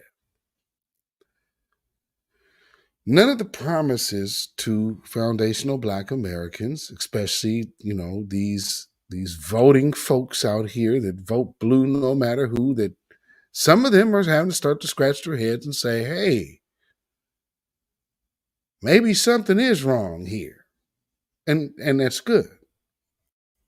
Long overdue, but it's good. You know what I'm saying? Very, very much long overdue, but good nonetheless. So we're seeing things in what? Politics. They tried to scare us with what Trump could do, what Trump might do. But what was not being dealt with is what police are doing right now. There's a lot of these incidents that's happening.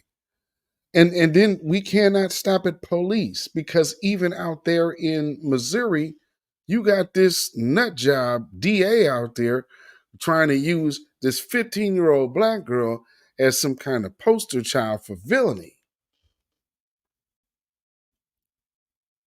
And then you go to LA and you have judges letting off violent white supremacists who are associated with supremacist groups and has openly subscribed to white nationalist ideologies. And this particular judge, felt that he should take it upon himself to say, you know what? I don't think you are getting a fair shake, because there has been too much. I tell you, just too much selective prosecution. Oh, you don't say. Now selective prosecution is an issue for the members of the justice system. This is a long-standing judge who said this.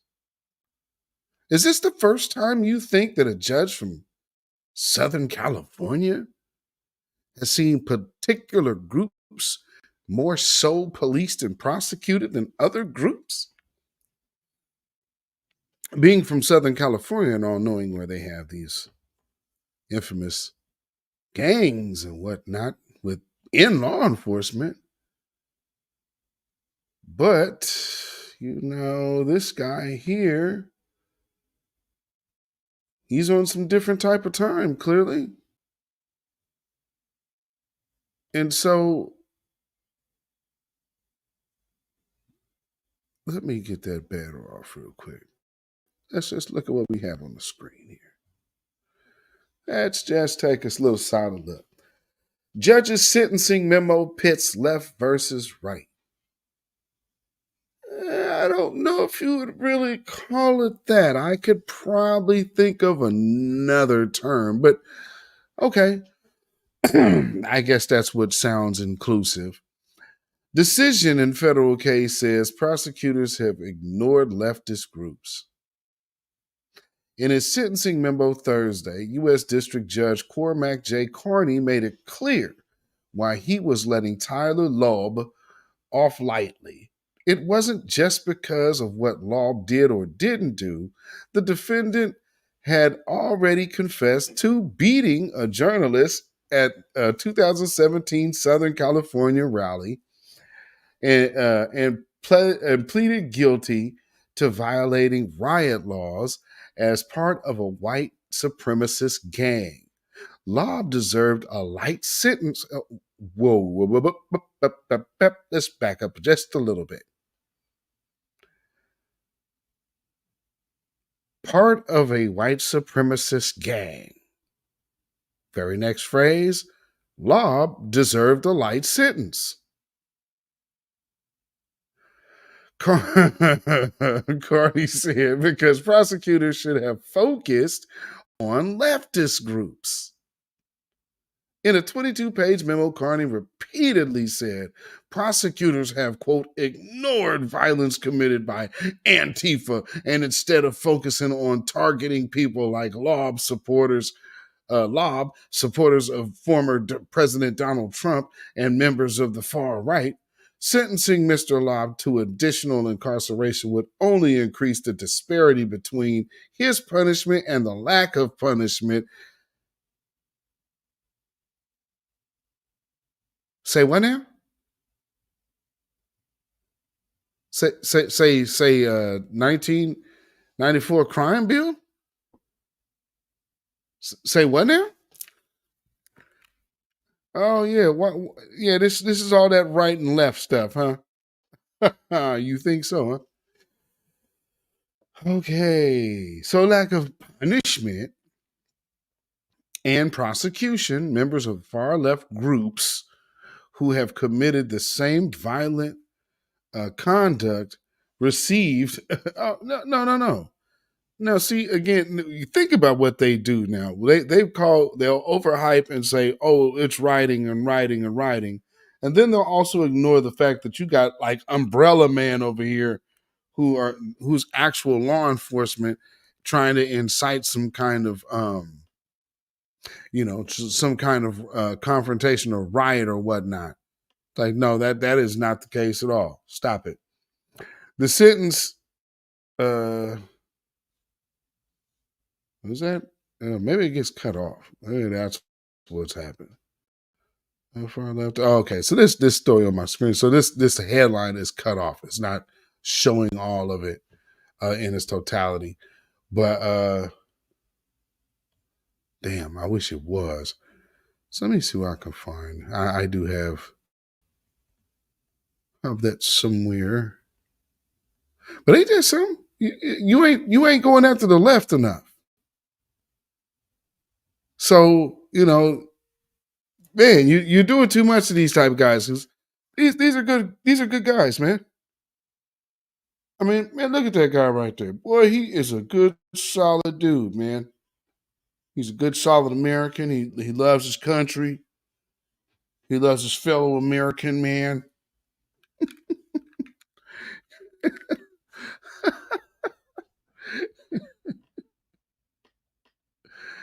Just like right there. Uh-huh. Yeah, there's that free speech. Mm-hmm. And he admitted to the assault, by the way. But this judge right here, Judge Cormac J. Carney, felt that he needed to be free because, you know what?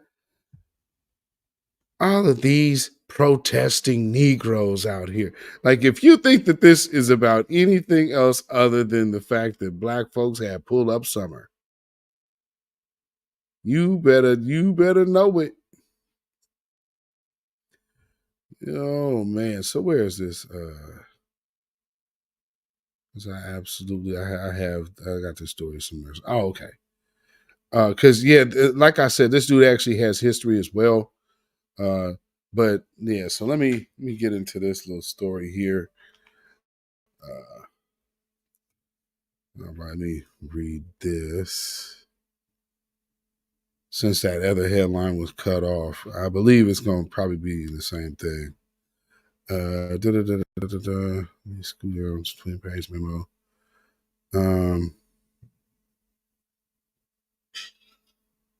Okay. Okay. So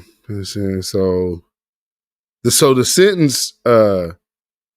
sentence time served 35 days rather than 6 months prosecutors had sought.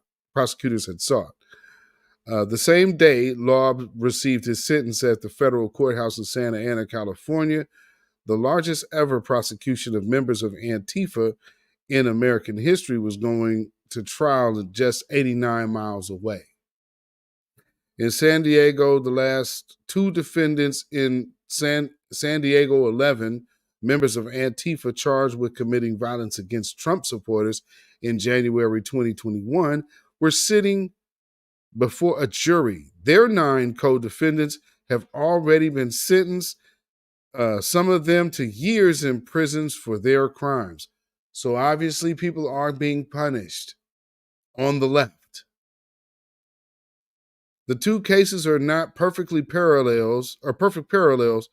Laub was charged and sentenced in federal court, while the two Antifa defendants in San Diego, Jeremy White and Brian Lightfoot, which is a brother, were charged by a local district attorney in state court. And if you go look up their case, you're probably most likely only going to see Brian Lightfoot's face. And you know why. Let's see. Where was I at? But both cases involve fights between far left groups and far right at protests. Both involve scraps on camera. Both cases focus not just on the violence, but on the groups' alleged organizing and planning before the meetups, or before the melees. The federal judge's strong words and clear political bent are as unusual as they are uninformed. Legal experts told USA Today, he's really gone off the deep end, said John Donahue, a professor at Stanford Law School. Federal judges have a lot of leeway when it comes to sentencing criminals. And usually they do use that discretion with a lot of care and reasoning. He doubts Carney exercised such caution in the Laub case, especially given the high-profile Antifa trial in San Diego. It's very hard for me to believe Carney really has any accurate sense about what the relative prosecutions are of people on the left and people on the right in these assault cases. That would take a much more sophisticated inquiry than some federal judges just opening or opinioning off the top of his head. Oh, that's funny. David Laban, president of the Association of Prosecuting Attorneys, agreed. It's very disappointing for the judge to second guess the work of the U.S. Attorney's Office. Think about that. This sounds to be very political instead of the role of the judge calling balls and strikes, justice, equality, and fairness. Carney's courtroom deputy said in an email that the judge is ethically precluded from commenting on a pending case. Laub is one of 4 defendants in the long-running prosecution of members of the Rise Above movement, now disbanded white supremacist fight club that would regularly show up at protests in California and elsewhere and get into fights with leftists. So this was their whole plan. That's funny. I guess, you're not, it's a fight club, so there's nothing criminal going on. I guess there's no drugs or funny business going on around there that you would possibly need to investigate and look at it, conspiracies and RICO charges and stuff like that. You know what I'm saying? Guess not. Let's see. After the fights at Huntington Beach in March 2017. The men were originally charged in 2018 with violating federal laws against rioting and conspiracy to riot.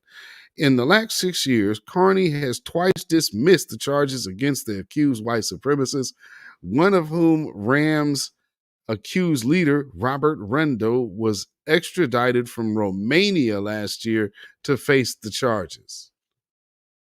He was extradited from Romania. So he ain't even, he's an immigrant, an anti-black, racist immigrant. Wow, go figure. One from Europe. Whoa, man, big shocker. Sounds like Ukraine. Rendell remains in custody as federal prosecutors appeal that dismissal. Lobb agreed last year to plead guilty to a misdemeanor for the beating of the journalist.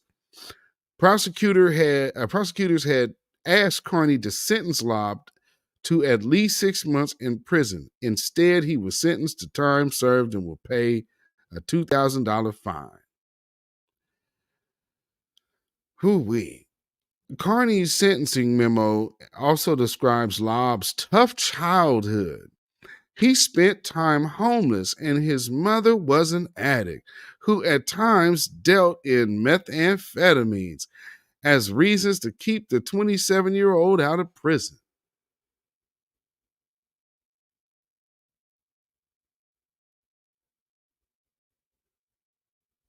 So he's had a hard life, and his mother was a drug addict.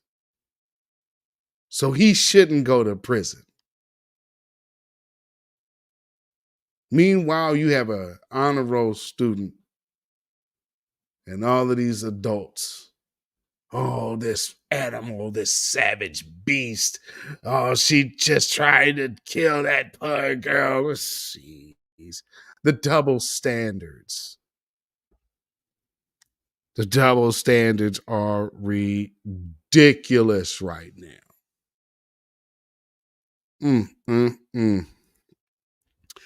But the main thrust of the judge's reasoning pointed to what he said was inequity between prosecutions of the far right and far left.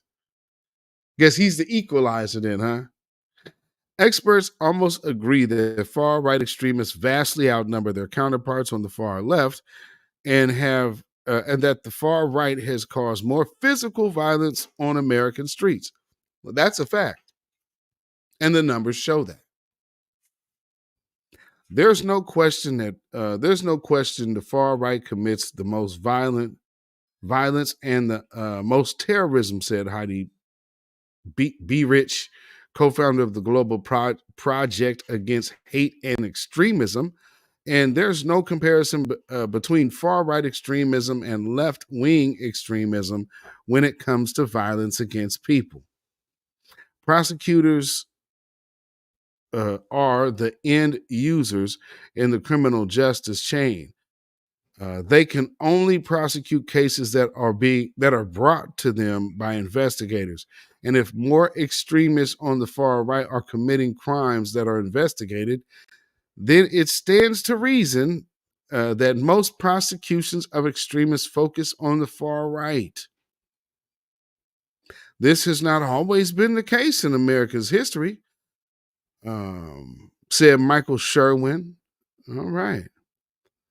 Let's see. Okay, so he headed up the efforts to prosecute the January 6th rioters. Sherwin said his office prosecuted large numbers of people for crimes during the social justice protests after the murder of George Floyd in 2020, most of whom were likely left-leaning politically, he said. We charged more people over the summer of 2020 than any district in the United States. Defacing government property, assault on police officers, those were all leftists. The U.S. Attorney's Office in Los Angeles, which is prosecuting the Rise Above movement case, declined to comment on the Lobb case. I bet he did. So this piece of crap judge just let this dude out will slap on the wrist, and people would say, well, hey man, this dude ain't racist and this and that. Let me tell you something. Yeah, he actually is.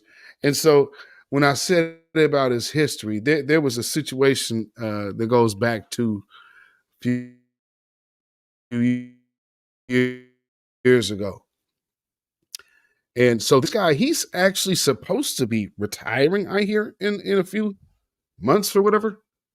But he has resigned before because he said something slick about this sister here.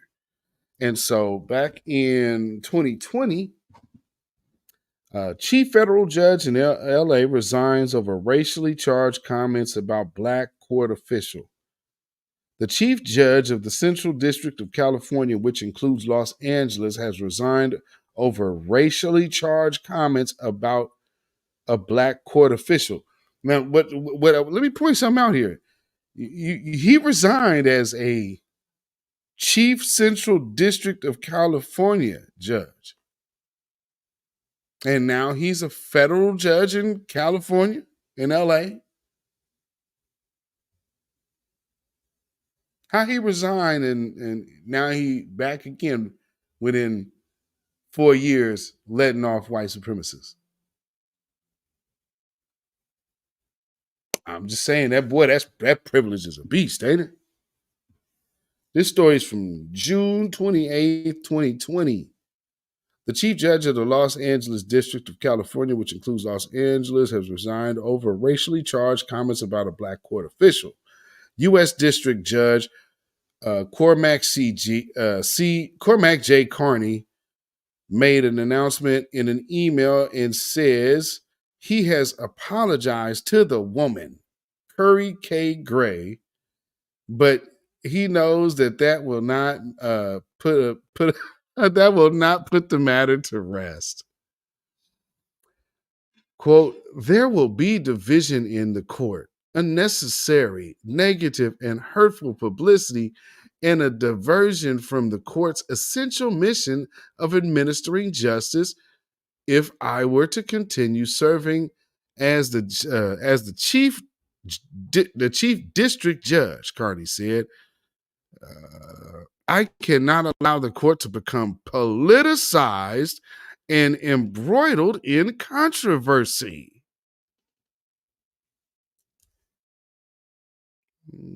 Slaps on the wrist for these guys and basically saying, hey, these guys are being over prosecuted. I don't know what type of message you thought that was sending, friend, but okay, dude. All right. Gray has served as federal court employee for 35 years. Carney will remain a federal judge, but another jurist will take over the duties of chief district judge. Okay, so I get it now. So he's resigning from the chief power he had, but he didn't just leave. See how that worked? Let's see. Carney had just started a 4-year term June 1st. And by June 28th, he was resigning. Ain't that something? The announcement stems from comments Carney made during a webinar sponsored by the Federal Bar Association on June 9th, 2020. Carney said he had used the term, quote, street smart to describe gay. This term was one of many words I used to recognize and compliment Ms. Gray regarding her work on the court reopening plan. Please know that I had no intent to offend Ms. Gray or anyone else by my use of the term. To me, the term means a person of great common sense, initiative, and ability to work with people and get things done. It saddened me greatly to learn that people view the term to be demeaning to people of color. Yeah, okay. Carney said in another conversation with Gray, he learned some people upset with the term believe he should resign. In a moment of anger and frustration, I said to Miss Gray that the people criticizing me were equating my well-intended use of the term street smart with the reprehensible conduct of a police officer putting his knee on a person's neck. Oh my goodness, dude. You see, this is when, oh, okay, you just don't know you're that much of a racist. Because, geez, dude. Like, really?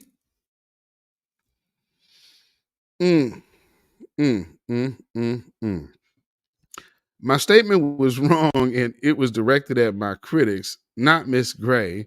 And I said it with no... You still making a reference to George Floyd's murder, dude. What are you talking about? I mean, I didn't mean it like this. Oh, okay. That's better. Yeah, that's much better, fella. What's wrong with this guy? What's wrong with this guy? Okay. I said it with no ill will or disrespect towards people of color. My statement was an insensitive and graphic overreaction to the criticism that was leveled against me. I never should have made the comparison. You think? Carney said in the email that Judge Philip S. Gutierrez would take over as Chief District Judge. Carney, who grew up in Long Beach and graduated from UCLA, is a former Orange County Superior Court judge who was appointed by President George W. Bush in 2003 to a lifetime post on a federal bench. And in the words of Kanye West, George Bush does not care about black people.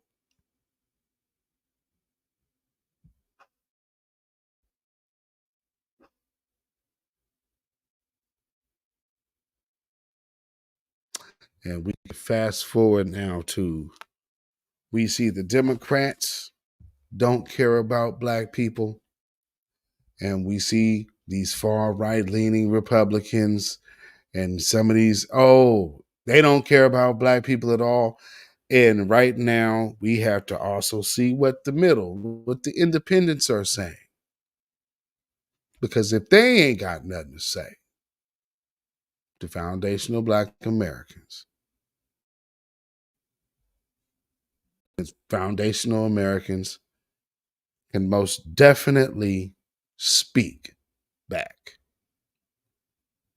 No tangibles, no vote, no black agenda, no vote. Babylon is fallen. Babylon is fallen. Let it fall and let us rise. Can you dig it? Yeah.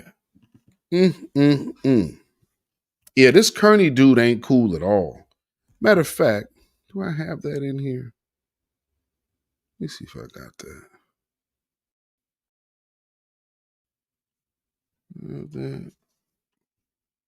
Yeah. Let me play this for y'all real quick before I get out of here.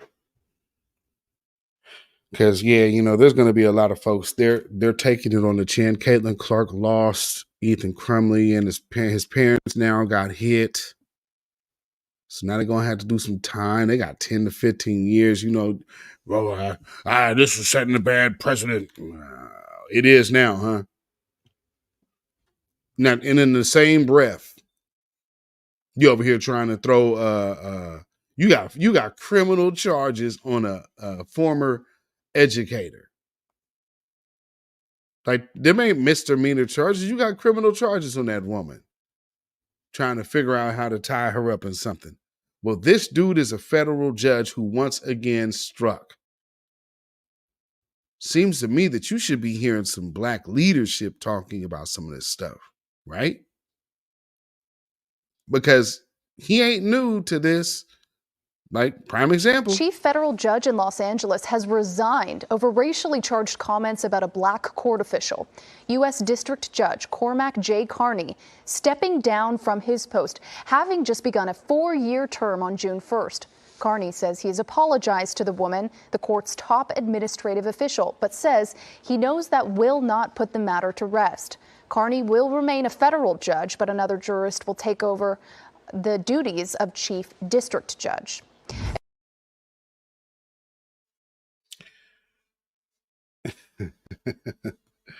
And so he still, you see, when these people get a chance to hang around, then he strikes again. And now he's showing you that that's how he is. So that's not a slip. That's just what you thought of her.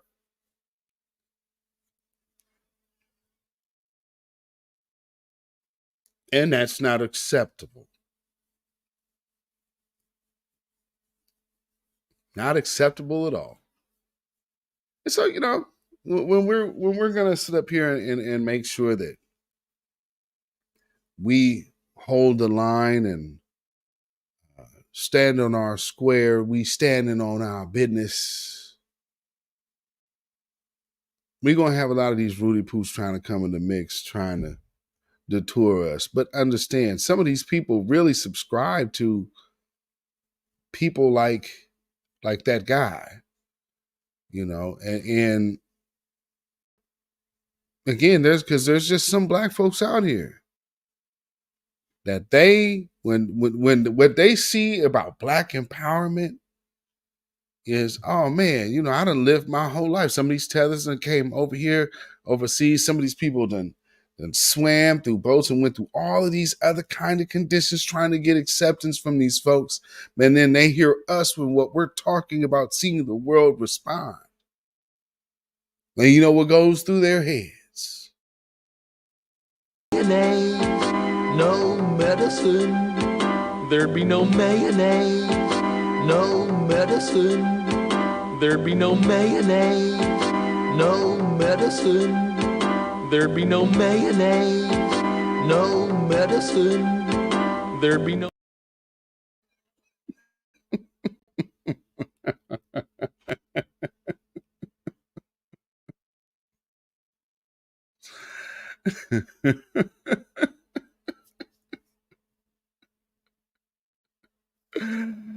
Oh. So, there's some people taking an L, South Carolina, they got back when South Carolina was leaving the court from their game Sunday.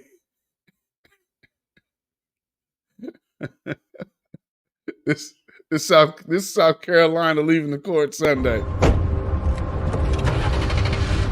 Teach your man how to squabble. Get that trigger next time, nigga.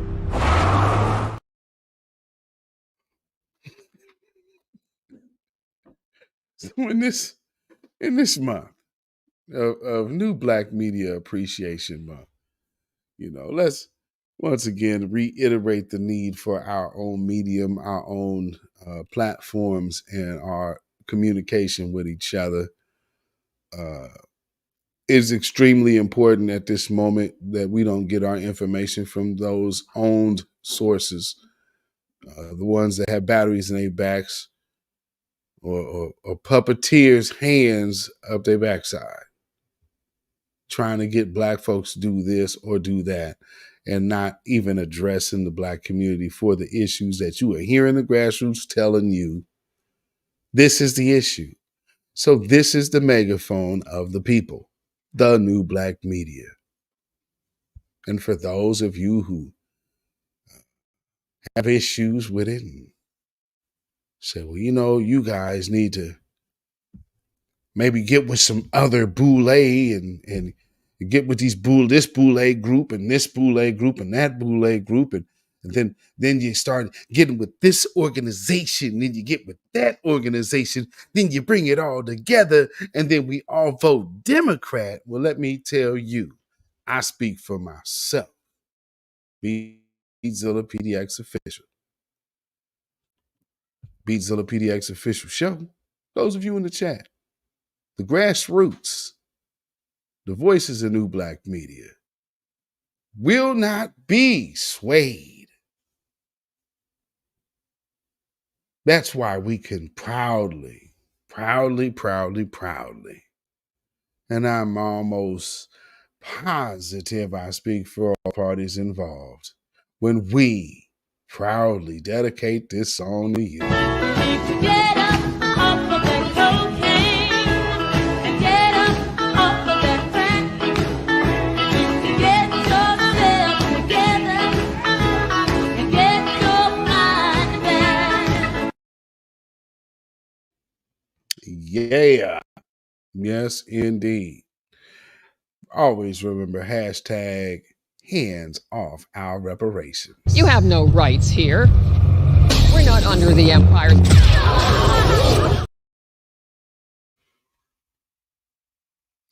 And real quick, ladies and gentlemen, you know, for those of y'all who understand the other thing I do, and well, you know, we are, I told you, we kind of have been back in the mode of doing some things, and well, you know, this just a touch of where we are so far.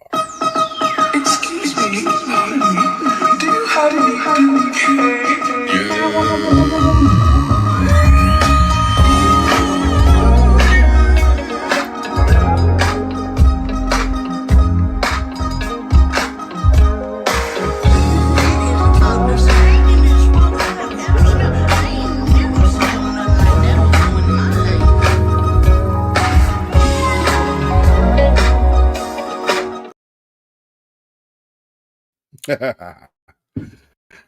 Yeah, just a little bit there. So, you know, high vibes, y'all, high vibes. And that is the beauty of live music when you actually are a creator. And you dig it? Yes, indeed. Yes, indeed. Mama for Obama. Boy, yeah, she sure do, don't she? She ain't had nothing to say about no AIPAC neither. That's what's really so crazy. You know? Yes, indeed. Oh, Mary Evans, yes, indeed. Yes, indeed. We have the weeks loaded up. And that's you know, that was really the intent of you know, where we started last year. Well, no, this year. New Black Media Summer. That was 2023. And at spring of 2024, I think it's safe to say where that blitz is has landed. And, you know, so salute to all of you, especially all of y'all who have been in spaces with us over the last year or so. Much appreciative to all of y'all and your voices and everything that you do to make sure that this grassroots movement sees another day. And some of y'all, you know, put batteries in backs, and y'all are batteries yourselves, and the support, all of it. You know, thank you. And give yourselves a round of applause, as you have done a smashing job, you know? So with that being said, family, y'all can follow me on Instagram, Facebook, and Twitter, beatzillapdx. You can email me at ourrealtruth@gmail.com. And if you feel so inclined to put some money in the bucket, you can definitely do so by way of CashApp. $ beatzillapdx. It's CashApp $ beatzillapdx. Also, we have PayPal, which is Zilla Muzak. That is ZILLAMUZAK. And once again, family, if you are watching on or on X, do yourself a favor and go over to the YouTube channel right now and subscribe. Subscribe to this YouTube channel. because this broadcast will not always be live on X or Facebook. So make sure you subscribe to this YouTube channel, and especially all you guys over there on X, because I see quite a few of y'all on X. So salute to you. Thank you guys for tuning in. I appreciate it.